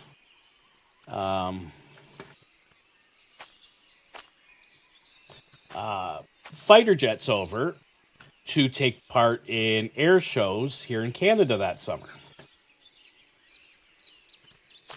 And my dad was home from Europe at the time, because he spent half the year deployed in Germany, and then the other half the year he served here in Canada. And we went to the air show together, and he was in his uniform, his Air Force uniform, so had his nice Majors blues on, and we went, and you got to the air show, and that year it was also the year of the Phantom in the air show circuit in Canada. So along with the Canadian Air Force, the American Air Force, at our local air show, we had, if I remember correctly, we had German Phantoms, British Phantoms, American Phantoms from all branches of the military. I want to say Greek and Turkish Phantoms. And there was another country, if I remember correctly, but they had a lineup of, it was about 30 F4 Phantoms just in a row, and it was so beautiful. And, then of course you have the F-14 Tomcats, which is a beautiful jet, and the F-16s, A-10s, A-4s, A-6s, A-8s, the B-1, the B-52s, C-130s, what was it? What would it have been? I don't think it was the C-1 at the time. It was something else. It was whatever, one of the big heavy lift cargo planes for the U.S. Air Force. F-111s, Harriers. Everything was there. It was one of the best years for an air show. And they were all there, and then there was this big gap in the planes.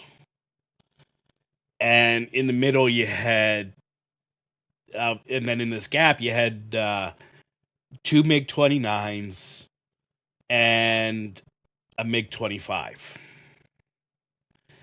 And the MiG-29s were from the Ukraine. I remember that.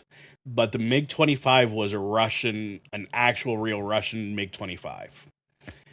And, you have the police, because they didn't want the Canadian military guarding, the Russians didn't want the Canadian military guarding their planes. So they had to have, the local police department had to be out there, and they're protecting it. And, my dad, just being the guy he was, he just walked right up to the cordon, stuck his hand out, said hi to the pilots, and got chit-chatting. And half an hour later, I'm sitting in the cockpit of a MiG-29 getting my photo taken with my dad and these two Ukrainian pilots. And I got to find it, because I know it's in one of Mom's photo albums, but it's just little me with my dad, these two Ukrainian fighter pilots sitting in a MiG-29 at the end of the Cold War. And it was that was one of the greatest memories I have of my dad, was getting to experience that with him. And it's just like,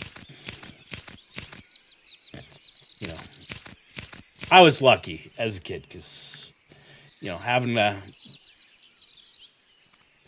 a dad that was a senior officer in the Canadian Air Force. Now, I will admit, I didn't know what he did growing up. I mean, I knew he flew planes because there were times he would take me to the airport when he was down, and he'd be like, "Here, I'll," he would take me in the cockpit, and he would just taxi the runways, and I'd get to sit in his lap as he's taxiing the runway, and then, which for little kid, let me tell you. He flew F-104 Starfighters. And for a little kid, that was one of the greatest things going. Like, getting to ride in your dad's Starfighter. Oh. All the other kids weren't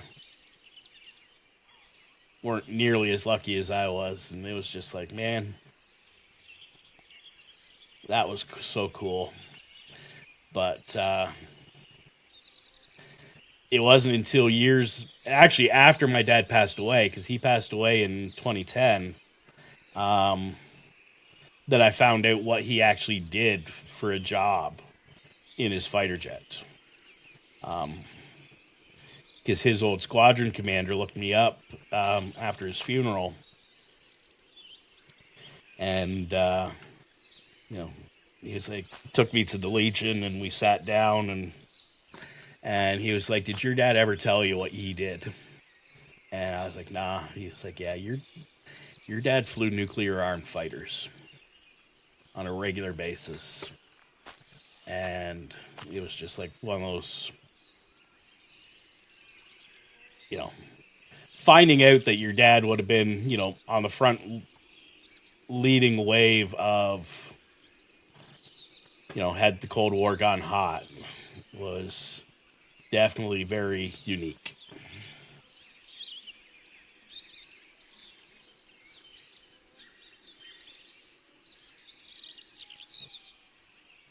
So yeah, so I have the opportunity that I have had such great experiences in my life that, yeah, I could probably fill a novel with half the boring stories that I have in me. And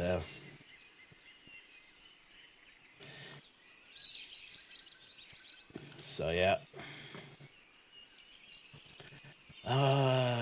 Where did I put the cups? There's the cups.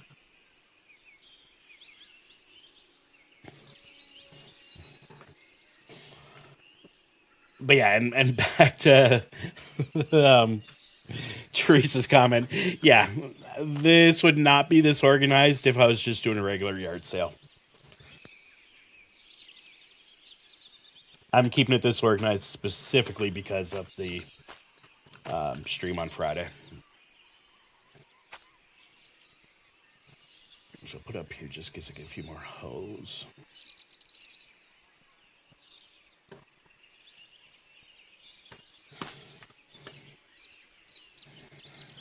PCs. I don't think I've had any computers yet.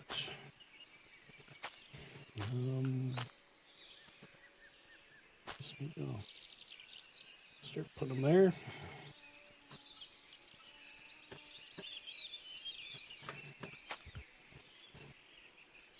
Desk clamps. Another desk lamp.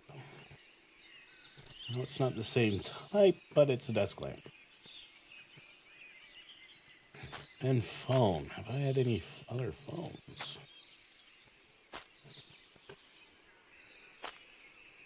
I have not. Where do we want to put the phone? Let's put the phones right here.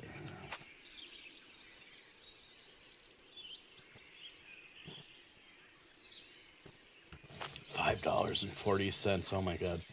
Those things were thousands of dollars back in the day. Small flower pots. I guess we'll put it right. We'll put it here.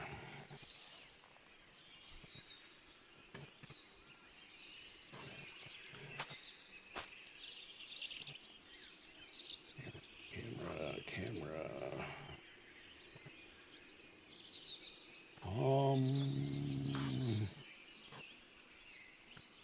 By the shoes.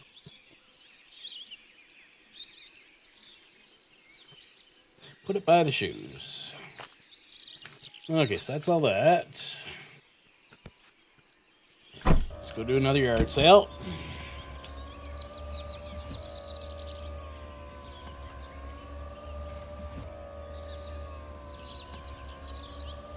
Not yard sale, auction.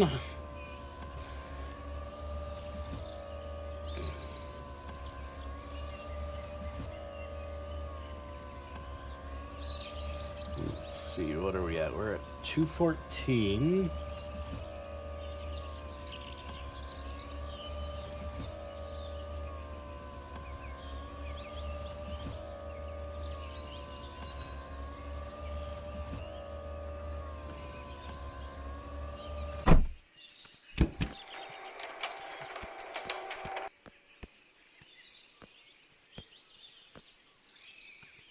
Oh, put it on the chair. What on the chair? Oh. Yeah?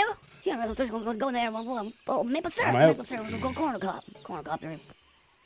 Oh, put it on the chair. What on the chair? That one's too expensive for me. Let's go there. Oh, maple syrup. Maple syrup. Go corner cop. Corner copter. Oh, put it on the chair. What on the chair? Yeah? Yeah, let's go there. Oh, maple syrup. Maple syrup. Go corner cop. Corner copter. Oh, put it on the chair. What on the chair? Yeah? Yeah, let's go there. Oh, maple syrup. Maple syrup. Go corner cop. Corner copter. Oh, put it on the chair. What on the chair? Yeah? Yeah, let's go there. Oh, maple syrup. Maple syrup. Go corner cop. Corner copter. Oh, put it on the chair. What on the chair? Okay, I guess I Yeah? gotta get back Yeah, into let's the finish. go there. No, Oh, they're up to $9,000. Holy. Yeah. Okay, I guess, that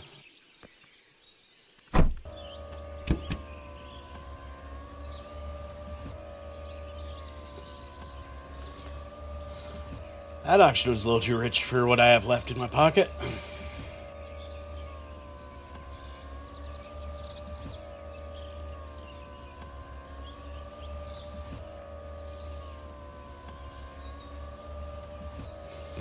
So I'll just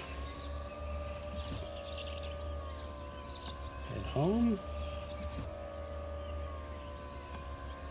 and clean some more stuff up.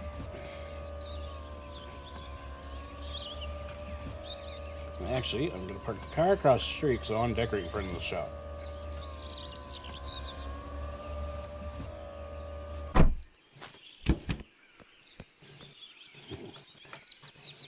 Okay. Let's see. Damage. Dirty.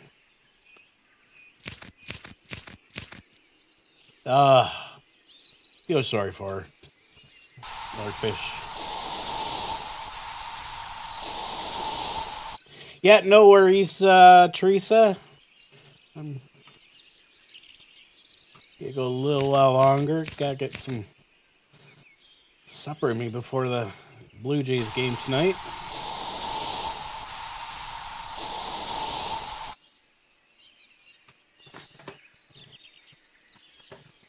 Let's see.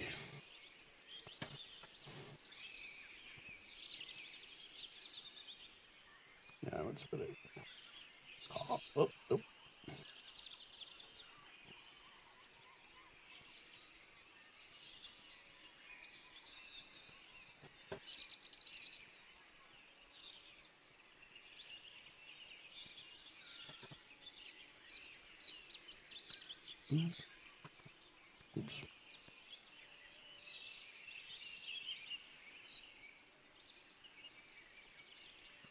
Ooh.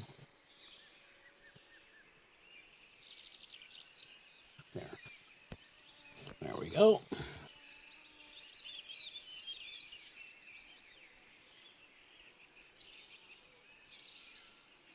Yeah.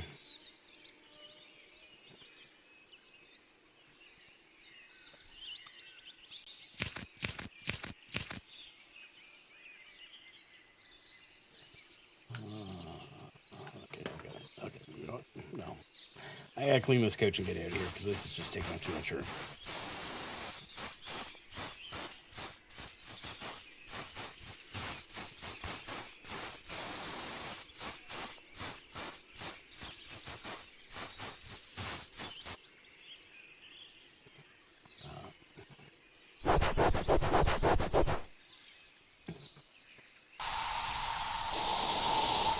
That's good. Well, I hope with, you know,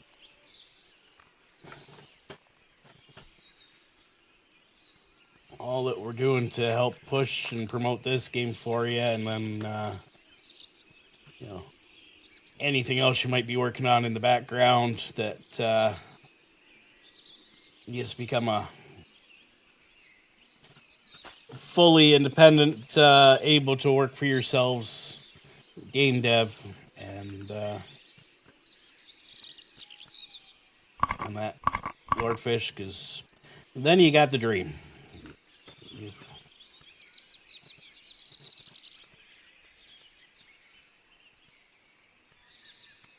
Is it this? This? Oh, I'm on speed track somewhere. Okay.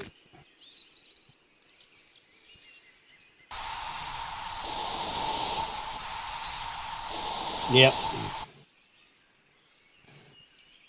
You know, I spent 25 years in the corporate world here, and I gotta say, the greatest thing I ever did was leave it. Okay, so that, wait, what type of clock is this? That's a casket clock. Okay. So casket clock. Casket clock. Okay. So I'll fix these. And, you know, the money I got from Mom when she passed away, plus just what I had accumulated over my career, I have essentially gone into semi-retirement. And I can say, you know, it's nice.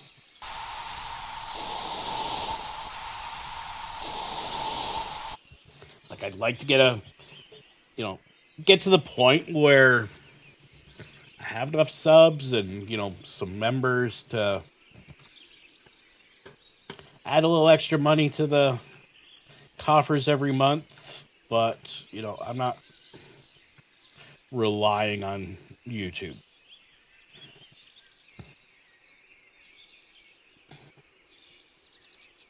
So, but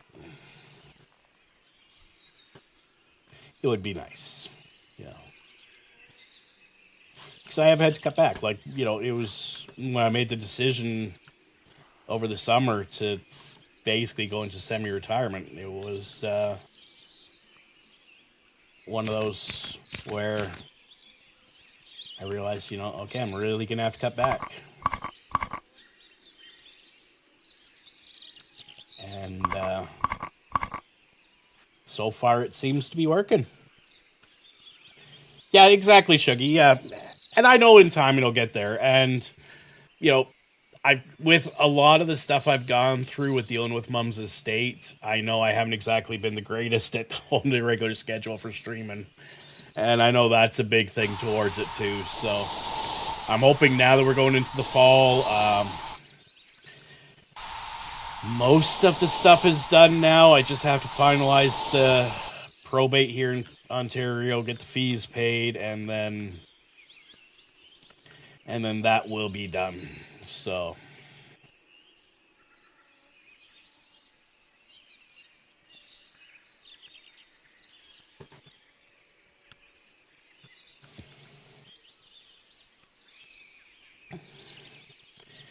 and then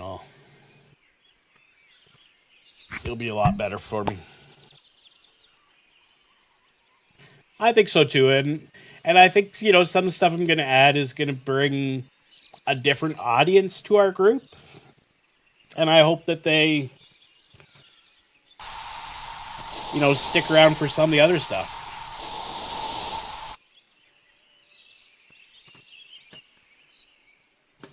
You know, and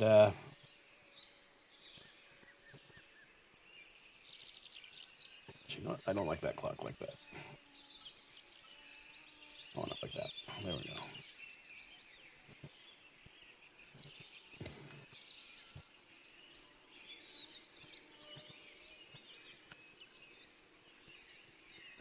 Wait, no. Grandfather clocks. Now I got a creepy clock. Creepy clock and a creepy clock. Okay, so I got 3 creepy clocks.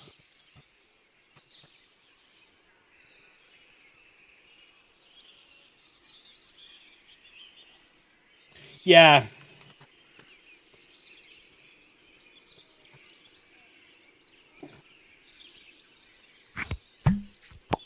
Exactly. And I agree with that. It's, you know, you can't rest on your laurels. I mean, that's a big thing I remember from, you know, from the corporate world. Yeah, no worries, Shuggy.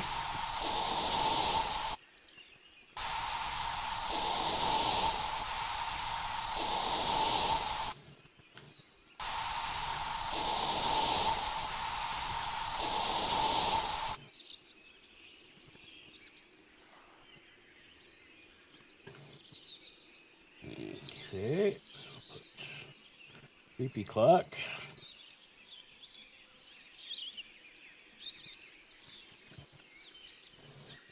Hey, Just Kristen, how's it going? Hope you're having a good one. Okay, so we gotta go card pumpkin. And a card pumpkin. Yep, that's y'all. Put you guys up here. Pumpkin. Card pumpkin. We will.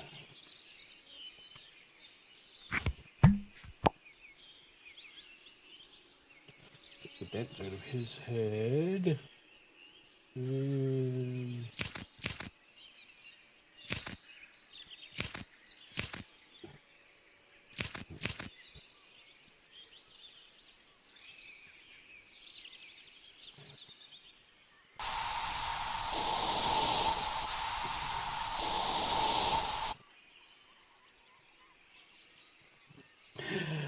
Oh, yeah.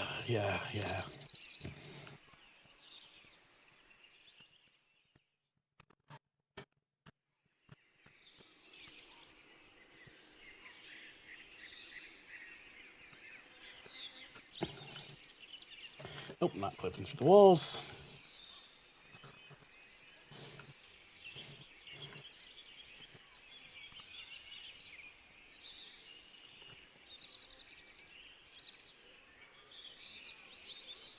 Exactly. Yeah. That's a big one.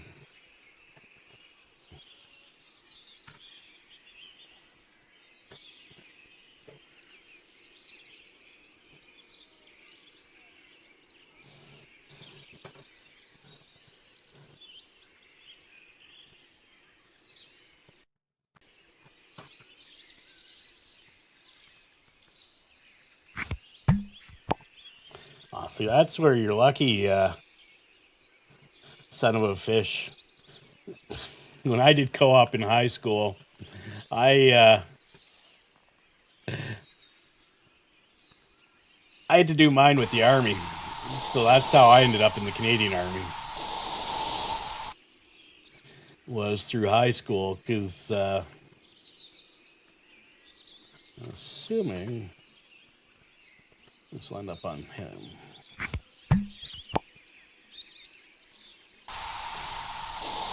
His nearest Air Force base was, you know, 600-800 miles. I am going to assume it's still the same, where basically it's a credit course, Kristen, for high school students. You can go into a work placement and get credit. That's what it was back when I was in school. Can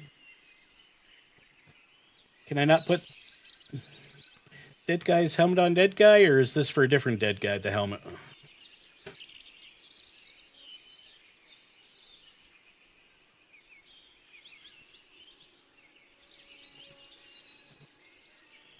Oh, and they only do it in the last year of high school now. Okay.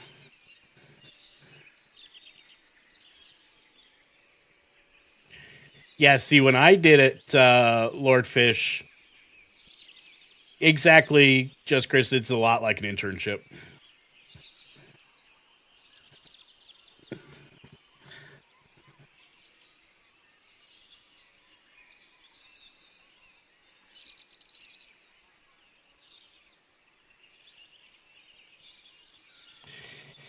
Yeah. When I did my high school co-op, I did it in grade 10.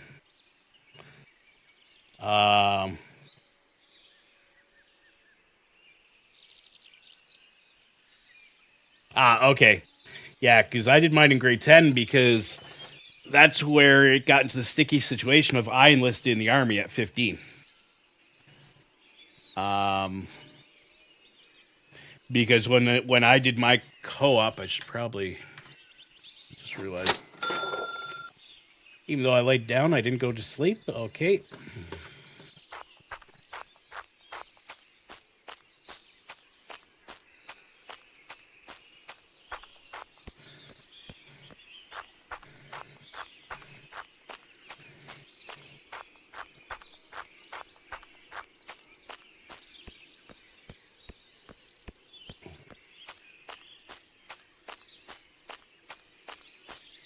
Yeah, I did mine in grade 10, and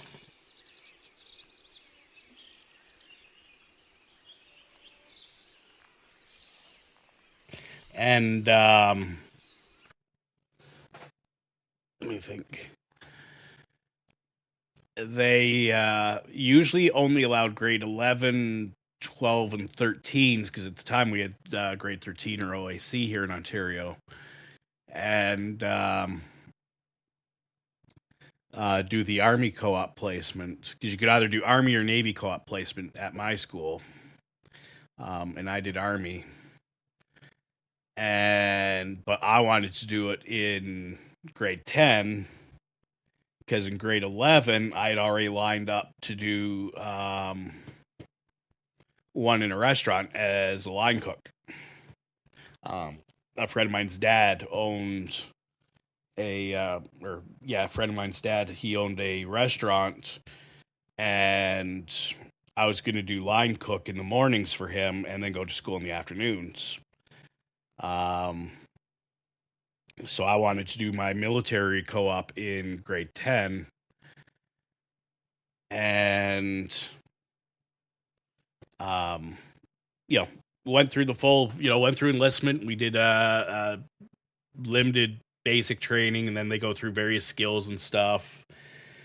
And then from there, I stayed in, and then that summer I went to full basic training and got trained up, and then became a EOD tech with that same battalion. So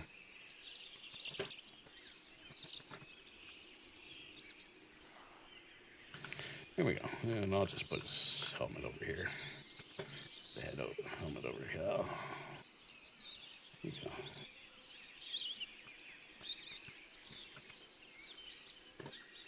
we go. Creepy clocks I can sell. Got a couple ghosties.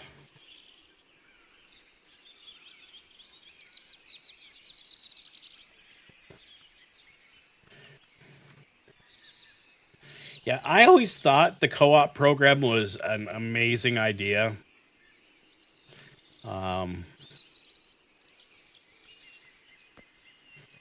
And I know they brought in the volunteer stuff just as I was getting out of school, but I definitely always thought that the co-op was so good.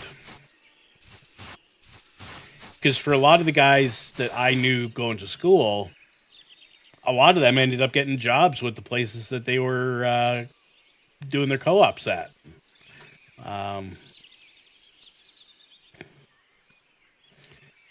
So it led to a lot of job placements for a lot of people. Pumpkin.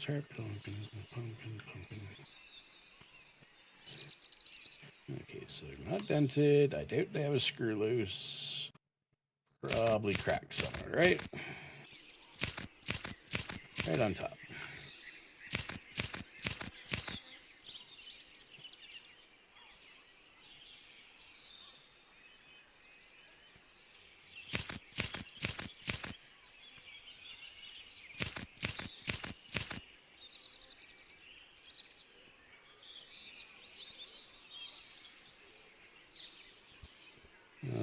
What else could be wrong with it? Stitch. Need ironing? No.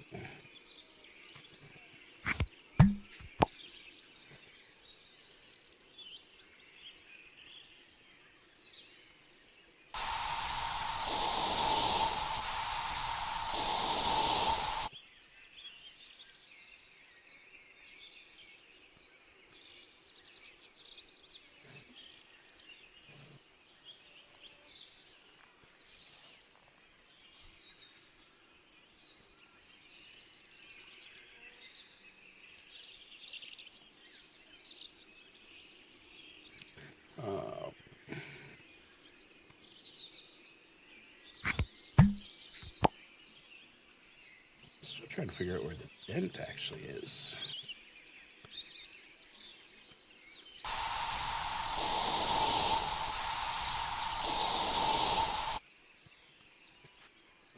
Okay. Spin it this way. Oh, there it is. It's on the nose. Okay, I missed it the first time. Okay.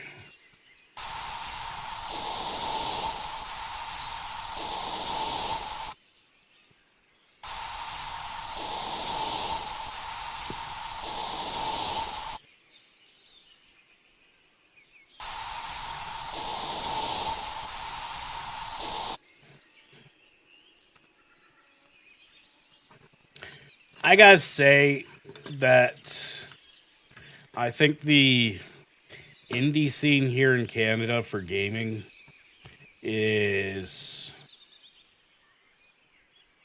amazing.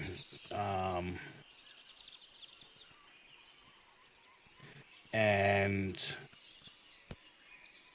I really think that in the next few years, it's really going to bloom here in Canada. Which will be a good thing. It's going to bring some of those much needed jobs that we need, like you said.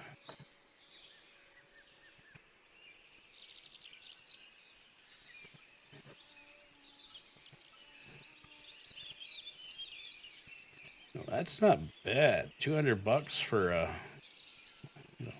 price of those little decorative caskets. I'll take it. There you go. Getting the shop looking a little bit more festive.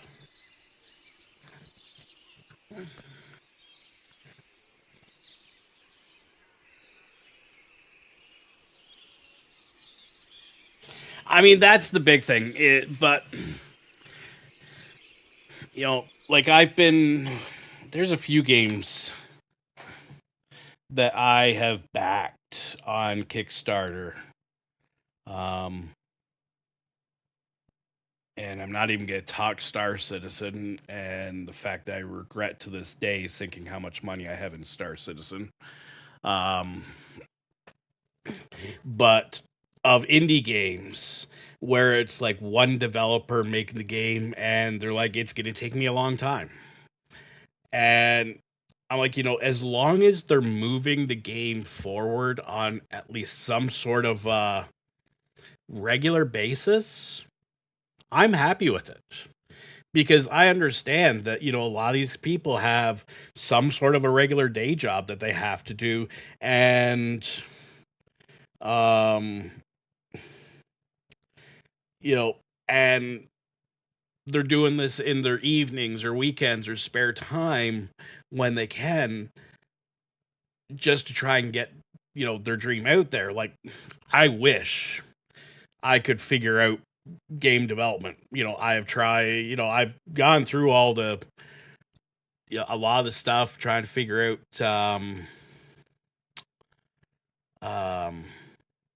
not Unity, but the other one. And because, I have an idea in the back of my head that I would love to make into a game. And I figure, since I'm semi-retired, why not do it? And, it's just getting it started and getting it done and realizing, it's so much you have to learn to just utilize these engines and tools and things. And it's just, but, I wish, I know you said like a lot of these ones were government funded. I wish the government would bring that program back to fund the indie game scene in this country. Because the one thing is, Ubisoft just got sold to the Chinese. Electronic Arts just got sold to the Saudis. I'm willing to bet that the Canadian offices for both those studios are probably going to be closing. And there's going to be a lot of well-talented, highly skilled game devs out there that if the government can convince them to stay in Canada and make games on the indie side instead of going to another AAA company in another country, I think it would really help this country's game development scene and tech scene. But I just don't know if Carney's going to do it.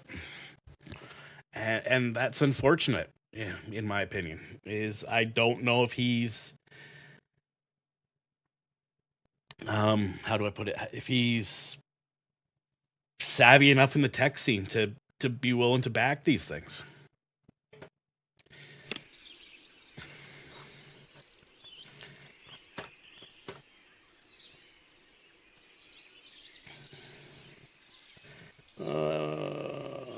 Okay, so it looks like I gotta do some stitching on a few of these.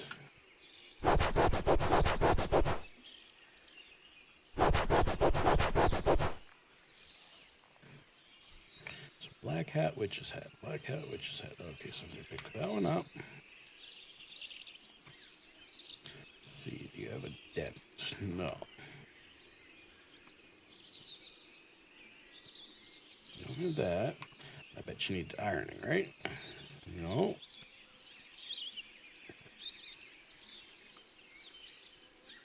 Oh, no, I see it. You need a stitch too. There we go.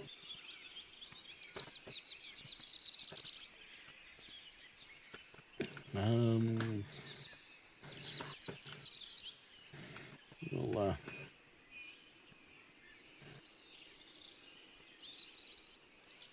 yeah.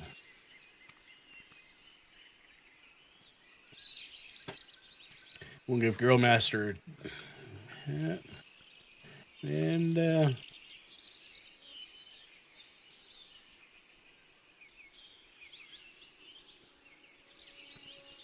Catman. Have a witch's hat. There we go. Yeah, I agree.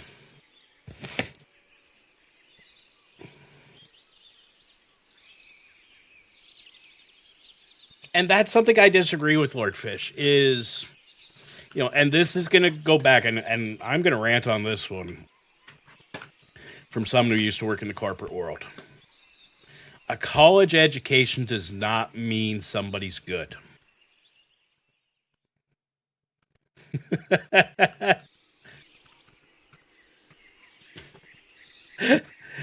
There you go. Going on our ghosties.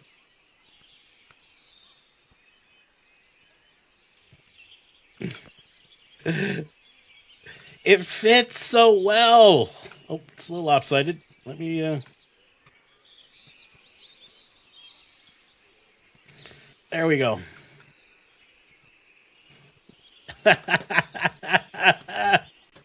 Oh.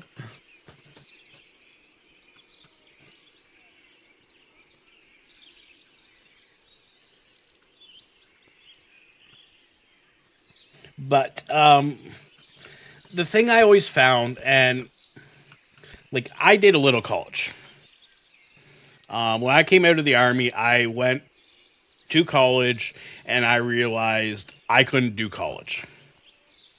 I'm gonna pause the game right now because I'm gonna go on a rant. And I went out. First job I had out of the army was I worked for a local charity, setting up their electronic mailing system for receipts. Because up to this point, and this was 2002, 2001, they had done all their receipting by hand. And, so this is early 2000s. They're still doing it all by hand. I got the job to go in, set up their software, set their thing up, and said so all they had to do was just type in the addresses. I set up the forms for them and everything. So all they had to do was just open the form up, fill it out. It would go into the database, and then they would select it, attach the receipt, and it would print the letters, and then they would go out that night.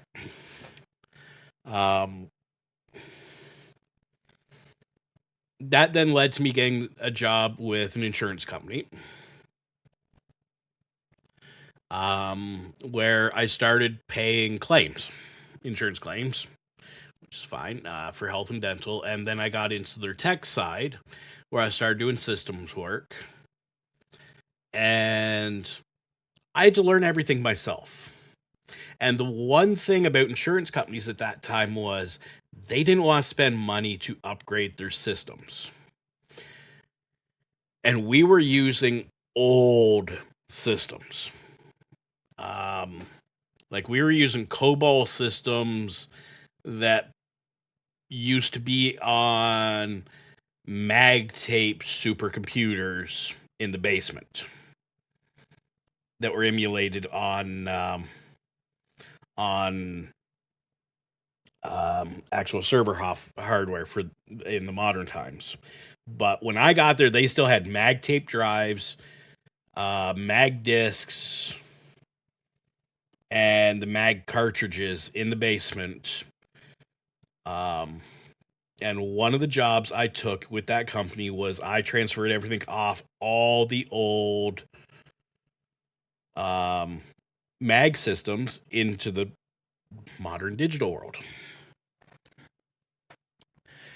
And some of the stuff, like what we did was we did a cutoff date. Everything after a certain date got digitized, and then everything before that date, we just put onto microfiche. Because a lot of that stuff was aging out, which then led to another fun project. I did a really fun project because around, what would it have been, 2016? 2016? No, was it 2016? 2017, I think it was. I was going through one of this life insurance systems with this company, and I realized they had over 1,000 policies still open for men aged 18 to 26 that were taken out in 1914, 15, 16, 17, and 18. Now, if anybody knows what happened during those years, World War I. What age of men would have gone off to war? 18 to 26-year-olds. Men. And none of these policies, they were all paid up policies. So they've just, $500 given to the insurance company, paid up, but it was in the man's name and no contact information for a spouse or a partner or anything like that. And it led to a project that when I left the company, they were still actually doing, because they were now doing it for World War II era policies. But for the World War I era policies, we ended up tracking down 700 families where the descendants of World War I KIA soldiers never had their policies paid out. And we paid them out to their grandchildren or great-grandchildren, or in one case, it was great-great-great-grandchildren. For one person. And it was entirely because, hey, Arena, thanks for coming and hope you're having a great day. And it was one of the proudest moments of my life, because it was like I did something as a military veteran to help other military veterans. But it was just one of the greatest things going, and it ended up clearing a pile of policies off our books that would have just sat there forever. Because as I pointed out to them, there were policies, and not just 18 to 26-year-olds, but also there were older ones for like 40 years olds, 30-year-olds. And I was like, these are policies that were bought by somebody who was born in the 1800s. When I was selling it to them about doing this project, I'm like, you can't expect that these people are still alive in 2017. And when they started finally, you start putting it in front of them, and it's like, these were college, university educated people with like bachelor's and master's degrees and doctorates, some of them. And it was like, I had to physically put pictures in front of their face to drive it in that these people are long dead. But not just long dead because they would have been too old, but long dead because a lot of them had died in the war. And, for a lot of them, that's, it made me realize that college and university educated people are not that smart. And when a couple years after that, I found out, because I was the last person to maintain one of our systems in that company, and I decommissioned it before I left the company. And I found out because I was having troubles finding something on how to do something on this system, and I was looking up the all the people who had used it in the past, and I was like, they're all dead. And I reached out to one university that I know still had this one supercomputer system. And I was talking to the guy who runs it, and he goes, you don't realize you are the last person on this planet that knows how to use this system. Everyone else is dead. And it was like, I'm not college educated. I'm not university educated. I had to teach myself that system myself. And I became the global expert on using that system. And thankfully was like only that university and another company and then my company that used it. So I never had to actually do anything. But it was one of those weird situations where, I would rather take somebody who has world experience over a college education any day. Because world experience translates into, skill. Book knowledge is not skill.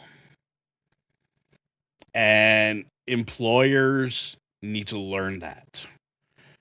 So that's where I like these co-op programs like Little Fish is in, where, or Son of a Fish is in, I should say, where you're going out and you're getting real world hands-on skills, with your parents or with, other businesses or doing other things. But at least you're getting the real world skills. And that to me is one of the biggest things that you can gain in this world.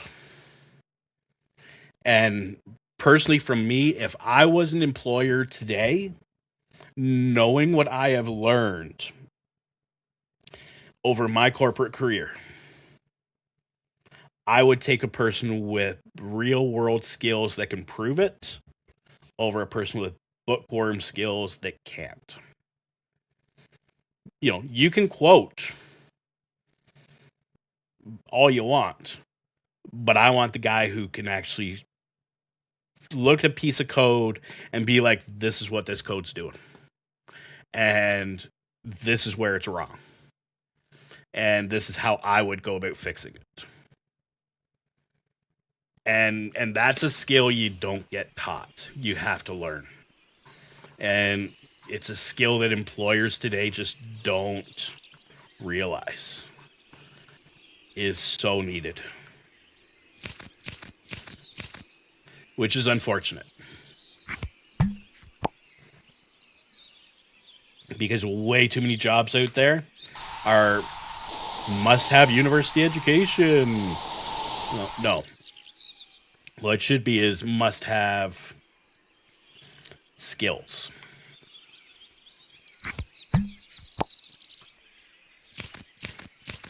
Okay, I'll get my soapbox now.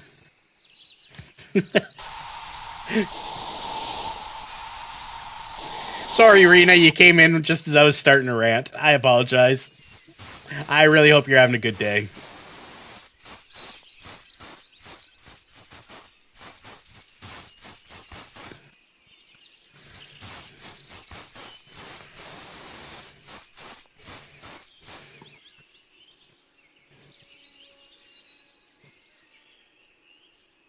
Yep, exactly.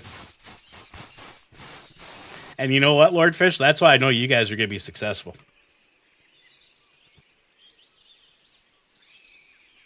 There we go. Now, I have a rug beside my bed. Oh, wait. That's great, and great. Yeah. Put this rug down here.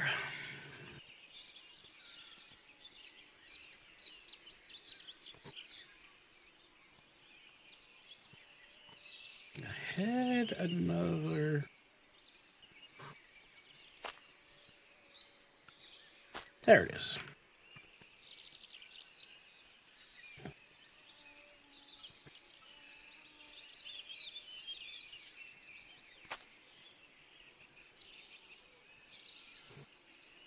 Yeah.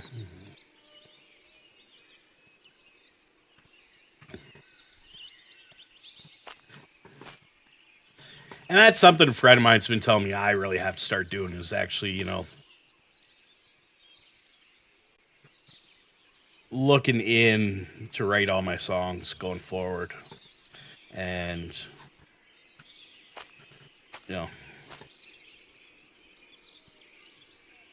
tell my story. Tell the story.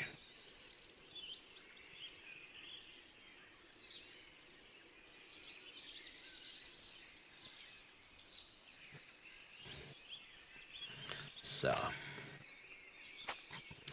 okay, so we are done on that front there.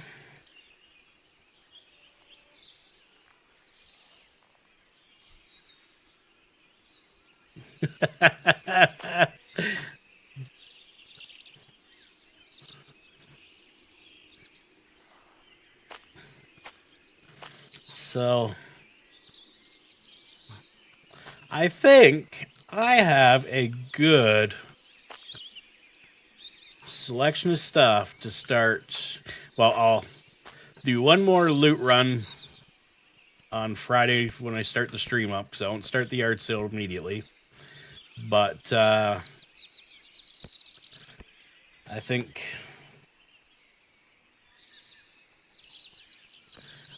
I have a good amount of loot. I kind of want to see if I can get that spider over the door.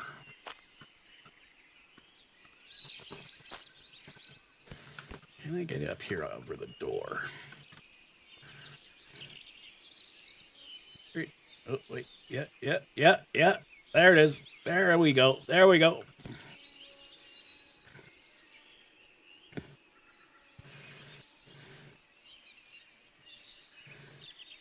Oh, and I'm going to change the name of the store.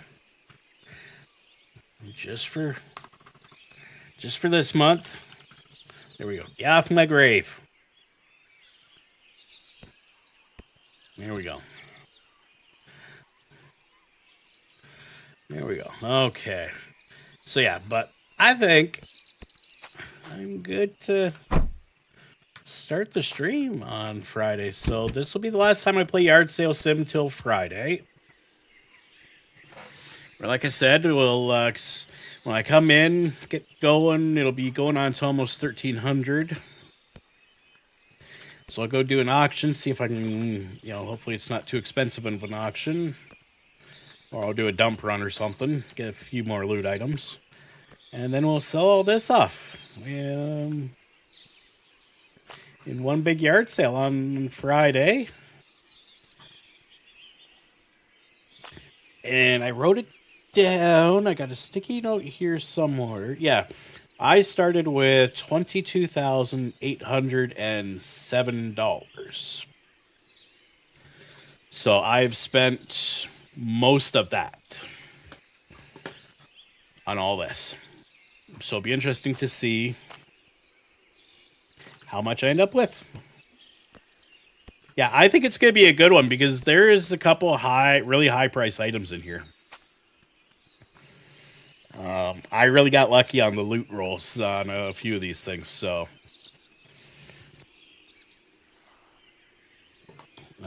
So I have a feeling I'm going to come out of this one with a good chunk of change. So, at that, what I'm going to do is I'm going to save it. I've been going for 2 hours, 45 minutes.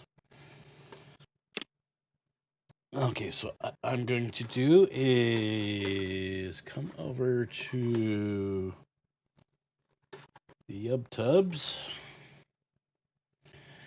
See if I can find somebody that's streaming.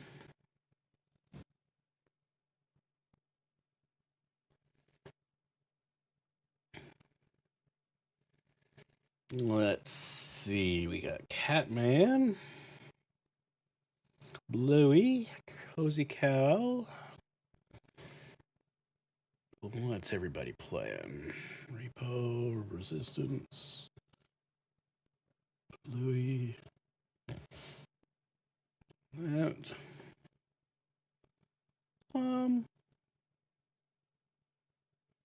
Why don't we give Bluey Lane a bit of love? So I'm just gonna come here, grab her link, jump over here, and let's say, if everybody could just hop on over to Bluey's channel. I can't redirect yous, but hop on over to Bluey's channel and give her a Big Dave raid and show her a bit of love. If you haven't, please hit the like and subscribe on your way out. I want to thank you all for coming. You've been an awesome group of folks. It was really awesome to have you in chat, son of a fish. You're be proud of your parents. They've done a really great thing, which I'm sure you know, but be proud of your parents for that one. And I just want to thank Rena and Lord Fish, Amp, Teresa, Just Kristen, Shuggy, Darlene, Dreas, Shaman, Lisa, or Arena, Queenfish. I know you've gone back to work. Ludi.